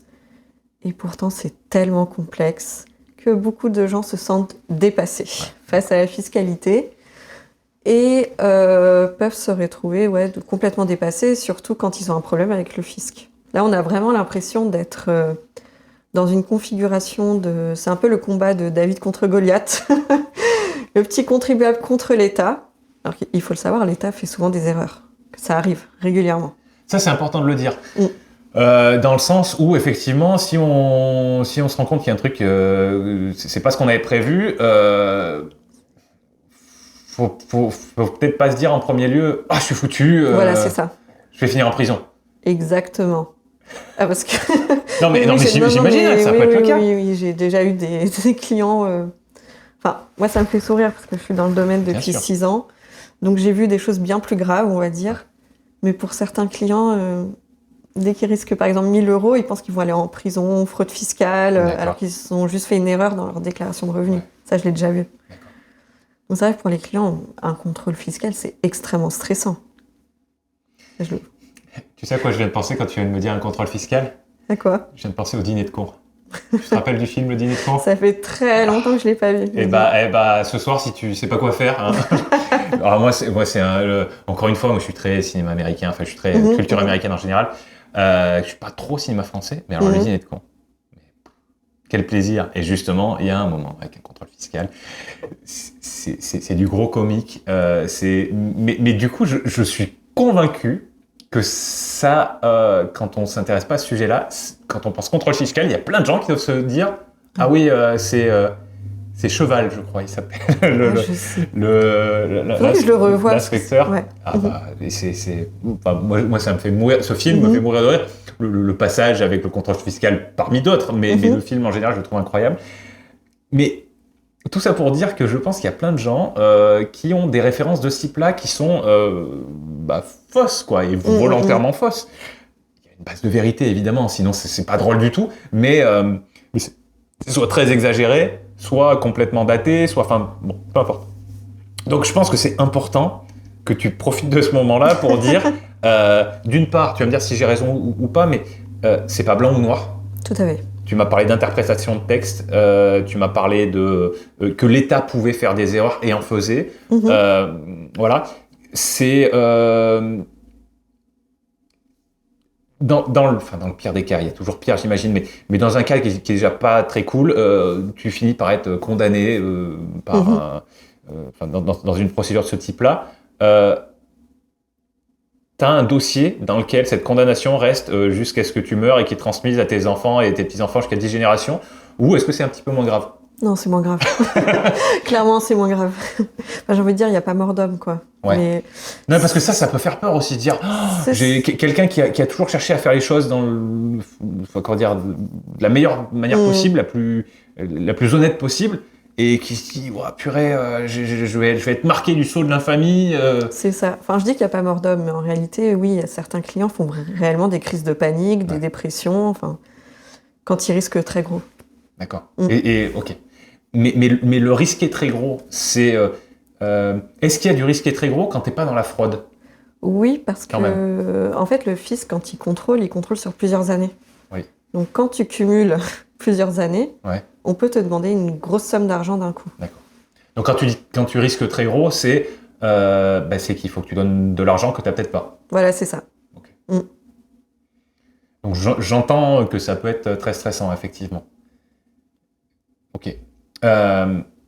Revenons à notre question. Donc, on a fait un petit parallèle, hein, mais encore une fois, parce que voilà, moi j'aime bien. Mais revenons à notre question. Ce qui t'anime ou ce qui t'anime peut-être plus qu'avant par rapport à des changements ou par rapport juste au fait que toi, tu te sois rendu compte que de nouvelles choses. Parce qu'en 6 ans, je pense que tu n'es pas la même avocate aujourd'hui qu'il y a 6 ans. Clairement. Tu as dû beaucoup progresser en termes d'expérience. Oui, tout à fait. Beaucoup moins naïf, déjà. Je suis entrée dans la profession, j'avais 25 ans, quelque chose comme ça. D'accord. Donc, forcément, on n'a pas la même mentalité. Ouais. Et c'est bien d'être moins naïf par rapport à ça ou... Ouais, d'accord. Clairement. En 6 ans, forcément, j'ai vu des situations, comme je le disais, où le fisc avait juste tort. Donc, des erreurs, mais... pour lesquels on a dû aller jusqu'au contentieux, alors que les erreurs restaient vraiment flagrantes. Évidentes, d'accord. Évidentes. Donc c'est aussi pour ça que je suis beaucoup moins naïve, parce que c'est vrai qu'au début, quand je suis arrivée dans la profession, enfin très honnêtement, quand un inspecteur me disait c'est comme ça, moi j'avais envie de le croire. Bah oui. D'accord. Quand on devient moins naïf ou moins naïve, est-ce qu'on peut devenir un peu... Alors attends, le mot m'échappe, mais est-ce qu'il n'y a pas un risque de se cristalliser sur des choses, devenir un peu sceptique, mais trop, tu vois ce que je veux dire? Ouais, je vois. Alors peut-être que là c'est beaucoup trop tôt, mais est-ce que c'est pas le genre de chose qui peut arriver où après on perd on est moins modelable, par soi-même même. Si, je pense qu'il y a un risque, effectivement, parce que on a un biais quand même, c'est que les gens qui viennent nous voir, c'est parce qu'ils ont un problème. Donc la très grande majorité des gens qui n'ont pas de problème ne viennent pas nous voir. Donc voilà, par exemple. Donc c'est vrai que quand on n'a que ce type de clientèle, on a l'impression que ça représente toute la France. Ouais. C'est vrai qu'on a ce biais, mais il faut le garder en tête. Oui. Il faut relativiser les choses. D'accord. Et donc voilà, le fait de pouvoir aider des gens qui ont un souci, c'est vraiment quelque chose. Et puis par rapport à des compétences que tu as plus qu'une immense majorité des gens. Puis, comme je l'ai dit à plusieurs reprises, la fiscalité, ça concerne tout le monde. Donc, tout le monde devrait être capable de comprendre comment ça fonctionne. Ouais.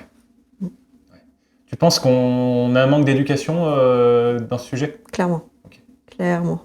D'où ton podcast. Exactement. Redis son nom. Parlons fiscalité. Parlons fiscalité avec un point d'exclamation. Exactement.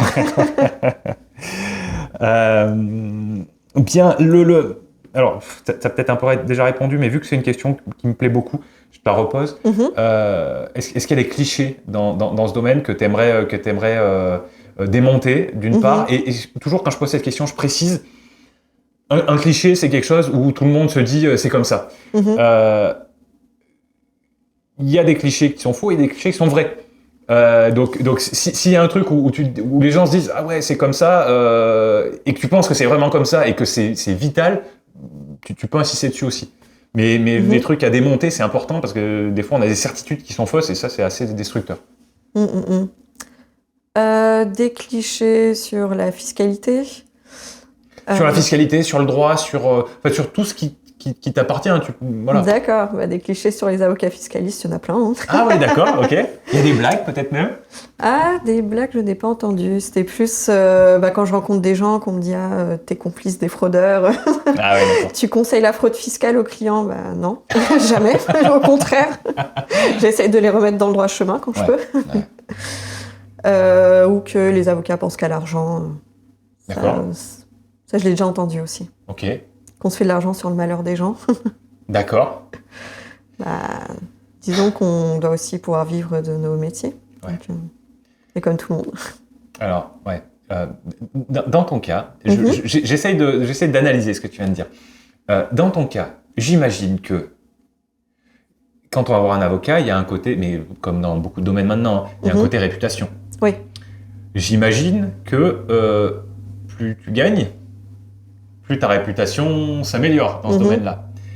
Mais si tu gagnes, ça veut dire que les gens que tu représentes, qui t'ont payé, doivent, a priori, peut-être plus gagner, mieux s'en sortir que toi. Tu vois ce que je veux dire? Oui. Donc, en fait, plus ça marche pour toi, et en résumé, plus ça marche pour toi, et plus ça marche pour les clients. Donc, Exactement. A priori, tu te fais pas beaucoup d'argent sur leur dos, même si c'est pas, tu vois, même si c'est pas sur leur dos, mais parce que si tu te faisais vraiment de l'argent sur leur dos, entre guillemets, alors j'aime pas ce terme, hein, mais entre guillemets en les arnaquant, très rapidement, tu n'aurais plus de nouveaux clients, donc voilà, ça durerait pas. Donc déjà il y a ce côté-là. Et puis après, c'est ce que tu as répété par rapport à la justice et à tout ça. Il y a un système qui est en place et on sait pourquoi tu es là, pour défendre les intérêts de tes clients. J'insiste sur les intérêts. Mais j'ai compris que c'était fondamental et que j'en avais pas forcément conscience, et c'est pour ça là je préfère t'aider à insister dessus. D'accord. Oui, après je parle pas forcément dans mon cas personnel, mais je sais que c'est un cliché qui existe sur les avocats en général. Okay. Et que les gens pensent qu'on gagne beaucoup d'argent, qu'on se fait de l'argent sur le malheur des autres. Pourtant, les statistiques ne montrent pas ça. Parce qu'il y a des statistiques sur les rémunérations des avocats qui ne sont pas forcément plus élevées en moyenne que les autres métiers. D'accord. Je t'avoue que je suis surpris quand même. Je sais que c'est surprenant. Voilà. Le fait que que l'idée soit pas de se faire de l'argent sur le dos des gens, ça me surprend pas du tout. Le fait que vous gagniez pas plus que... alors que, si tu compares à l'ensemble de la population française, je suis assez surpris. Si tu te compares par rapport aux catégories sociales auxquelles on compare les avocats en général, donc je sais pas moi, les médecins, peut-être les ingénieurs, les chercheurs, j'allais dire peut-être les profs, mais même pas vraiment. J'entends bien, je suis pas surpris que vous soyez pas beaucoup mieux payés que ces gens-là, mais que la majorité de la population, je t'avoue que c'est une surprise. Alors, je me souviens plus des chiffres exacts, mais une grande partie des avocats parisiens gagnent l'équivalent du SMIC, quand même. Faut le savoir. Waouh. Ça c'est et parisien. Parisien. C'est ça qui est inquiétant. Après, bien sûr, ça dépend des domaines, ça dépend du type de cabinet qu'on a. Mais pourquoi, à ton avis? Est-ce que c'est parce qu'il y a plus d'offres que de demandes? Est-ce qu'il y a beaucoup d'avocats à Paris? Voilà. Alors c'est vrai que la moitié des avocats français sont à Paris, intramuros. Ah ouais? Ouais. Waouh. Je parle même pas de la région parisienne. Ah ouais. On est 70 000 avocats en France. Ok. 32 000 au barreau de Paris. Donc le barreau de Paris, c'est vraiment Paris intramuros. D'accord. Et donc le barreau de Paris, le barreau d'un endroit, c'est là où tu vas exercer, c'est pas juste là où tu as ton... C'est là où tu as ton bureau, en fait. Ok. Ok. Part au bureau. J'ai compris, facile à se rappeler. Voilà. D'accord. Ah ouais, alors ouais, ça doit pas aider, ça. Mm. Même s'il y a beaucoup d'entreprises, etc. J'imagine que tu as beaucoup d'avocats qui sont... Alors là, tu parles que des libéraux ou tu parles des gens qui... Il y en a qui doivent bosser pour des entreprises, par exemple, des avocats? Non, on est tous en libéral. Ok. Après, Les 70 000, c'est des libéraux. c'est des libéraux. Il y a une toute petite minorité qui est salariée, mais dans des cabinets d'avocats. D'accord. Et donc, s'il y a un avocat salarié d'une entreprise, ça existe? Non, Ah, ça n'existe pas du tout? ça n'existe pas du tout, parce on a un grand principe d'indépendance. Ok. Donc on ne peut pas être salarié. D'accord. D'accord. Bon, mais du coup, dans ces 32 000, il y en a plein qui doivent être... Vu que, non, c'est pas que toi, quand on en parlait tout à l'heure, on parlait de Michelin tout à l'heure avec une amie, et elle me disait, et je lui disais, à une époque, il n'y a pas très longtemps, je passais toujours le cas, Michelin, c'était la seule entreprise du CAC 40 à ne pas avoir son siège social à Paris. D'accord. Voilà, Okay, c'est ce que j'ai retenu. Okay. Et donc, ils sont à Clermont-Ferrand, voilà, c'est pour ça que... D'accord. c'est pour ça que j'y pense. Mais ça me fait me dire que ces 32 000, il y en a peut-être beaucoup qui bossent en lien, ou, enfin, vu que tu me dis qu'ils ne sont pas salariés, mais en tout cas en lien avec les sièges sociaux de grosses entreprises. Parce que j'imagine que tu as beaucoup d'avocats dans ce domaine-là. Exactement. Après, oui, tout est relatif, ça dépend de comment on voit les choses. Si on regarde la moyenne ou la médiane, c'est déjà complètement différent. Donc très au-dessus de la médiane et peut-être pas si au-dessus de la moyenne que ça. Voilà, c'est ça, exactement. Okay. Donc effectivement, oui, bien sûr, il y a des avocats qui gagnent énormément d'argent. Ça, faut le dire, il y a des grands cabinets d'affaires anglo-saxons. D'accord. Donc vraiment des cabinets d'affaires américains où là, oui, ils gagnent énormément d'argent. D'accord. Donc ces cabinets-là, effectivement, travaillent pour des entreprises du CAC 40. Ok. C'est pas du tout la majorité des avocats, ça ne représente pas la majorité des avocats. Donc c'est vrai que la majorité des avocats ne gagnent pas autant. Okay. Pas du tout même. J'imagine que d'un domaine de spécialisation à un autre, pareil, on gagne plus ou moins bien. Tout à fait. Si on est en droit des affaires ou en droit de la famille, c'est pas du tout la même chose. Ouais. D'accord. En gros résumé, droit des affaires, mieux, en termes de revenus et droit de la famille. Globalement, après, il y a des exceptions. Hein, certes. Il y a des avocats qui sont spécialisés dans les divorces de personnes très fortunées, pour lesquelles il y a beaucoup d'enjeux et de tensions. Ouais, j'imagine. Donc vraiment, ça dépend. Mais globalement, oui, c'est ça.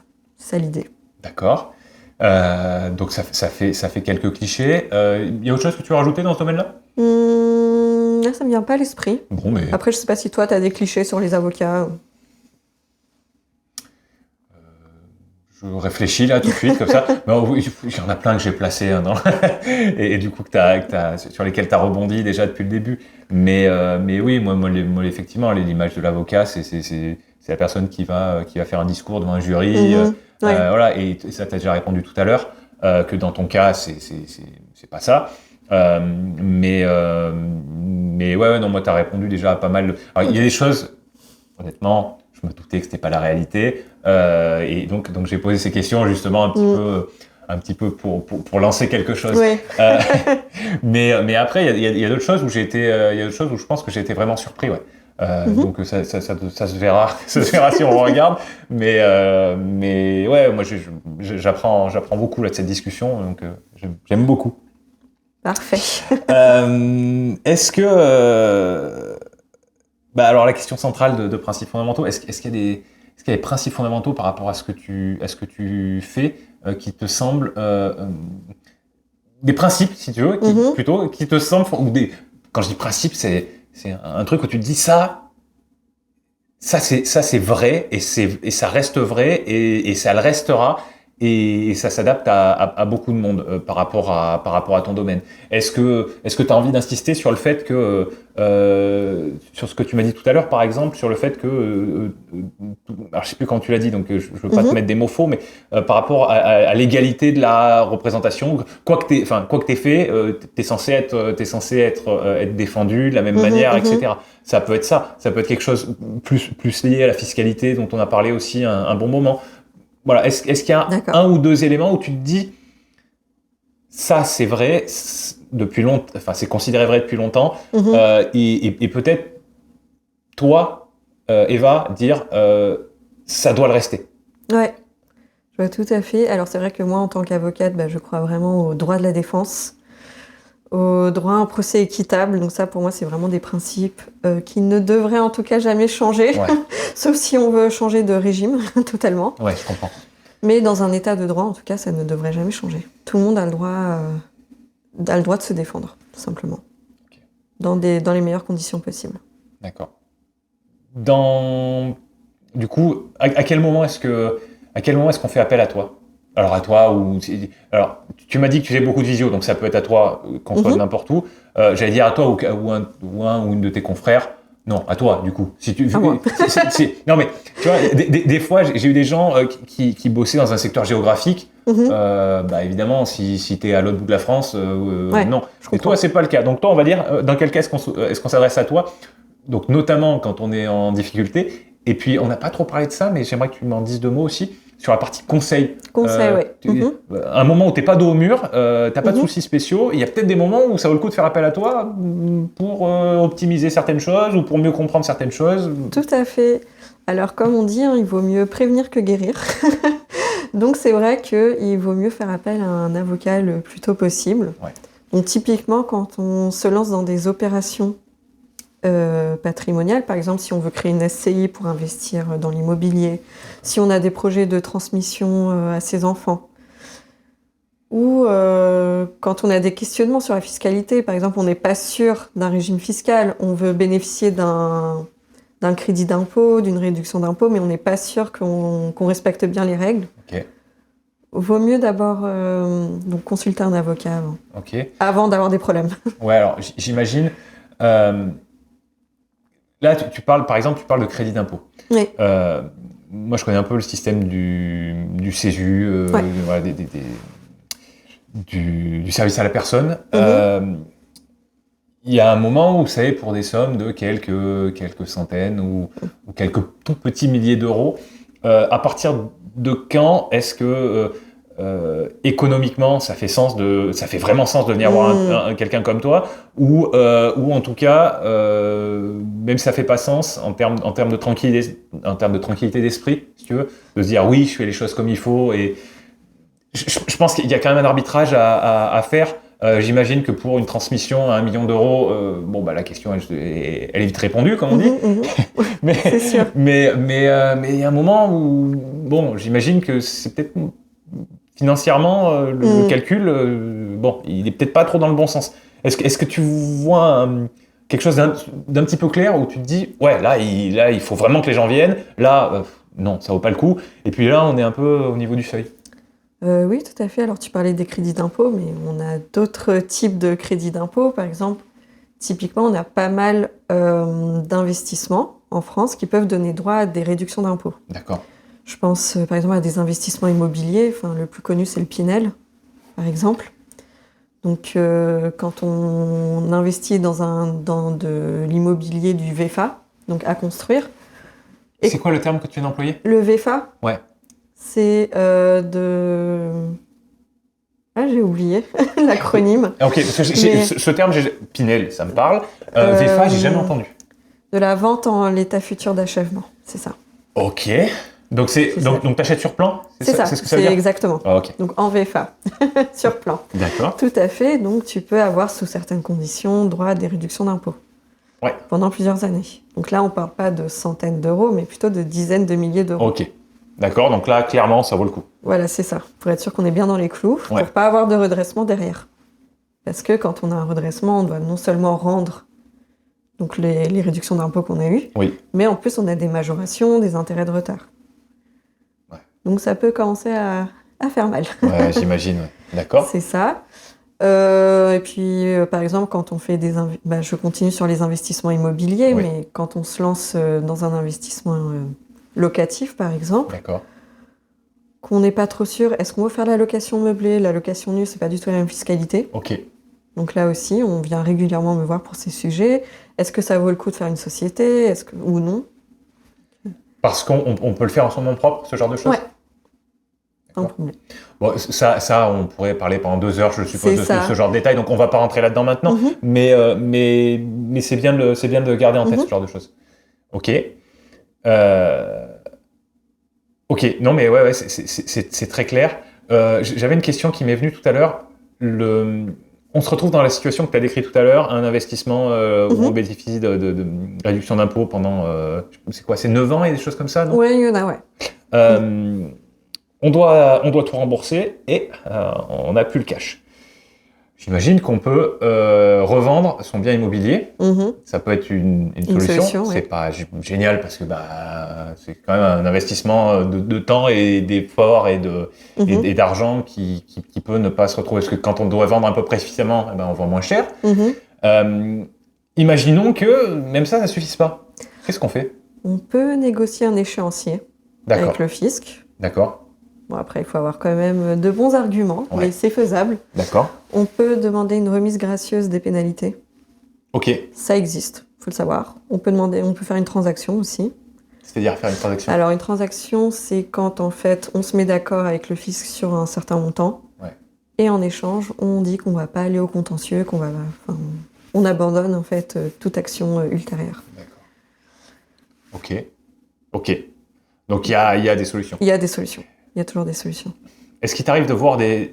Alors, tu viens de me dire il y a toujours des solutions, donc je pense que tu as déjà un peu répondu, mais c'est pas grave. Je vais quand même te demander, est-ce que tu as déjà vu des gens où ils sont un peu dos au mur et J'ai vu des saisies, oui. Okay. Ouais. Des saisies, donc des comptes bancaires qui sont bloqués, oui, ça j'en ai vu. D'accord. Même des saisies des huissiers qui viennent, c'est des huissiers donc vraiment de l'administration fiscale. D'accord. Qui peuvent venir donc chez les gens saisir ce qu'il y a à saisir. Ok. Ouais, j'ai déjà vu, ouais. Okay.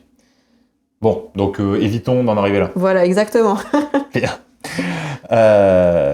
Bien. Et ok, on a un peu parlé du conseil, on a parlé de plein de choses qui m'intéressaient. Est-ce que tu as... Alors, juste après, on va parler de toi, ce que tu fais, de comment tu communiques, etc. Indépendamment de toi, est-ce que tu as des ressources que tu peux conseiller aux gens qui veulent creuser ces sujets-là? Donc, principalement le sujet de la fiscalité, principalement le sujet du droit. Alors, c'est très très vaste, hein. Mais je veux pas que tu me fasses une liste exhaustive. Je veux que tu me dises des trucs, soit qui toi t'ont influencé, mais qui sont quand même peut-être relativement abordables pour des non-professionnels, soit des choses que tu écoutes, auxquelles tu t'intéresses aujourd'hui et tu te dis, voilà. Donc quand je parle de ressources, livres, évidemment, site internet, chaîne YouTube, podcast, tout ce genre de choses. Est-ce qu'il y en a? En podcast, oui, évidemment. Parlons fiscalité. Mais on va revenir sur ce que tu produis derrière, mais parlons fiscalité, évidemment, on retient. Évidemment. Non, plus sérieusement, alors il y a pas mal de ressources sur le site du fisc. Ok. Donc sur impôts.gouv.fr. Ouais. Là, vous pouvez trouver pas mal de ressources. D'accord. Ensuite, parce que ça va arriver plus vite qu'on ne le pense, la déclaration des revenus. Souvent, on peut être un peu perdu sur les cases à remplir. Ouais. Chaque année, le fisc publie ce qu'on appelle une brochure pratique. Ok. Ça, très peu de gens le savent. Alors, la brochure est énorme, hein, elle fait 500 pages, mais il y a un sommaire. Donc, c'est assez... On peut s'y retrouver, en fait, grâce au sommaire. Alors, par rapport à ça, je suis désolé, j'espère que tu arriveras à retrouver le fil de ta pensée après, mais est-ce que cette brochure de 500 pages, on peut la mettre dans le ChatGPT ou un concurrent, et lui demander, moi j'ai telle situation, au moins montre-moi quel article correspond à ce dont j'ai besoin, ou plus, mais il faut faire confiance modérément. Je pense que c'est possible, tout à fait. Parce que c'est vraiment, c'est une brochure très pratique, hein, donc vraiment... Bah ouais, c'est un mode d'emploi. C'est ça, exactement. C'est vraiment un guide. Donc on te dit, vous avez tel type de revenu, mettez le montant dans telle case. Ouais, d'accord. Parce que ça fait peur, 500 pages. C'est évident. Oui. Même si t'as un sommaire, même si quand t'es de l'extérieur... En fait, je veux dire vraiment, quand je dis un sommaire, donc t'as un site internet avec les différents thèmes. Ouais. Et tu cliques dessus et t'as la partie du guide qui t'intéresse. Ok. Bon, d'accord. Donc ça, c'est une deuxième ressource. Tu n'es pas obligé de télécharger 500 pages en PDF. D'accord. Non, mais ouais. J'entends, mais faut quand même... déjà, tu vois, même le sommaire, même si tu dis que ça s'appelle peut-être pas forcément un sommaire, même le sommaire d'un truc de 500 pages... Ouais. En plus, il doit y avoir plein de sous-parties. C'est pour ça, quand tu peux prendre une aide, moi je m'en sers un petit peu de ce genre d'outil d'intelligence artificielle, ça marche très bien et ça dégrossit beaucoup le travail. Donc ça veut pas dire qu'après ça vaut pas le coup d'appeler les impôts pour être sûr de son coût, mais au moins on s'est rassuré. Après, pour avoir utilisé donc ChatGPT et d'autres intelligences artificielles, j'ai été extrêmement déçue. C'est vrai ? Sur la fiscalité en tout cas. Ok. Pas dans d'autres domaines. Ça m'arrive d'utiliser régulièrement l'intelligence artificielle pour rédiger des mails ou ce genre de choses. Je comprends. Enfin, pour améliorer en tout cas la rédaction parfois. D'accord. Mais sur la fiscalité, non. Clairement, je déconseille. D'accord. Ok. Donc, ça fait deux ressources. C'est quand la période de déclaration des impôts sur le revenu? Ça commence le 13 avril jusqu'au 8 juin. Ok. Chaque année, c'est à peu près ça? Ouais, voilà, Avril, c'est mai, ça. juin? Mmh, Ok. tout à fait. Enfin, avril, mai, principalement, on va dire. Comme Ouais. ça, les gens s'y prennent pas trop tard. Voilà, on dit c'est avril, ça. mai. Ok. Autre chose que tu aimerais partager? Mmh, Dans des choses des ressources externes qui peuvent être utiles? Non, vraiment, il y a le site du fisc, il y a le site du service public aussi, sur lequel il y a pas mal de ressources. Ok. Bon, après, j'ai envie de dire la loi, mais Ouais. voilà. D'accord. Très bien. Qu'est-ce que toi, où est-ce que tu écris, où est-ce que tu partages, comment est-ce que tu communiques aujourd'hui, et tu peux me dire aussi comment est-ce que tu prévois de le faire, parce que le podcast, tu m'as dit qu'il était en pause, mais si c'est une pause, c'est que tu as prévu de le relancer. Oui, il y a des épisodes en préparation. Ah ouais, ok. Ah, ça, c'est un joli teaser, ça. C'est ça. Du coup, ma stagiaire Adèle Oui. m'aide à le reprendre. D'accord. Ok, donc... Sinon, je communique sur les réseaux sociaux, ça m'arrive. Ouais. Sur LinkedIn, surtout. D'accord. Donc, à ton nom perso? Ouais, c'est ça. D'accord. En mon nom, oui, tout à fait. Où est-ce que je communique tu veux dire, enfin, quand tu dis communiquer. Ouais, comment est-ce qu'on te trouve, comment est-ce qu'on te suit si tu partages des choses, et comment est-ce qu'on te contacte, en fait, c'est surtout ça, c'est la question. Sur LinkedIn, tout simplement, c'est plus simple. D'accord. Donc on te fait une demande de mise en relation, et puis avec un petit message, c'est mieux, parce que c'est vrai que des demandes, j'en ai énormément, surtout des commerciaux. D'accord. Qui vendent des produits aux avocats. D'accord. Surtout en ce moment avec l'intelligence artificielle, c'est vraiment tous les jours. Ouais. Donc il vaut mieux envoyer un petit message. D'accord, super. Qu'est-ce qu'on peut faire pour toi, spécifiquement, ou ce que je dis des fois, pour ta cause, par rapport à ton sujet, ça peut être des choses qu'on peut faire pour soi-même, mais qui vont indirectement rejaillir pour toi. C'est ton moment, tu demandes ce que tu veux. Je demande ce que je veux? Ouais, vraiment ce que tu veux. Si possible, un peu concret. Tu vois, si tu demandes la paix dans le monde, ok, voilà, oui, je suis d'accord, mais voilà, qu'est-ce que tu aimerais qu'on fasse? Alors, comme je le disais, la fiscalité, ça concerne tout le monde, mais c'est tellement complexe qu'en gros, personne n'y comprend rien. Ce serait bien quand même je sais pas comment dire, de dégrossir le sujet. Par exemple, pendant les études, pendant la scolarité, bien avant en fait. Puisque je pense notamment, par exemple, à la fin du lycée, les gens vont avoir 18 ans, ils seront amenés à travailler, à déclarer leurs revenus, personne ne sait comment faire à cet âge-là. Ce serait bien quand même d'avoir des ateliers pratiques pour ces futurs citoyens qui devront respecter des obligations fiscales pour qu'ils sachent comment faire. Tu penses que ce serait à qui de mettre en place ce genre de choses? Au ministère de l'Éducation et au ministère de l'Économie, des Finances. D'accord. Bon, s'il y a quelqu'un qui... Voilà, j'ai une proposition. Et puis si un jour j'ai quelqu'un dans ces domaines-là, j'essaierai de me rappeler que tu as demandé ça. Voilà, c'est ce que je demande. Bien, super. Pour terminer, est-ce que d'une manière aussi condensée que possible, si possible en une phrase, tu pourrais nous dire ce que tu aimerais qu'on retienne après avoir écouté cet épisode? En une phrase. Vraiment, je veux une sorte de point d'orgue, un truc pour finir. Donc plutôt court. Ok.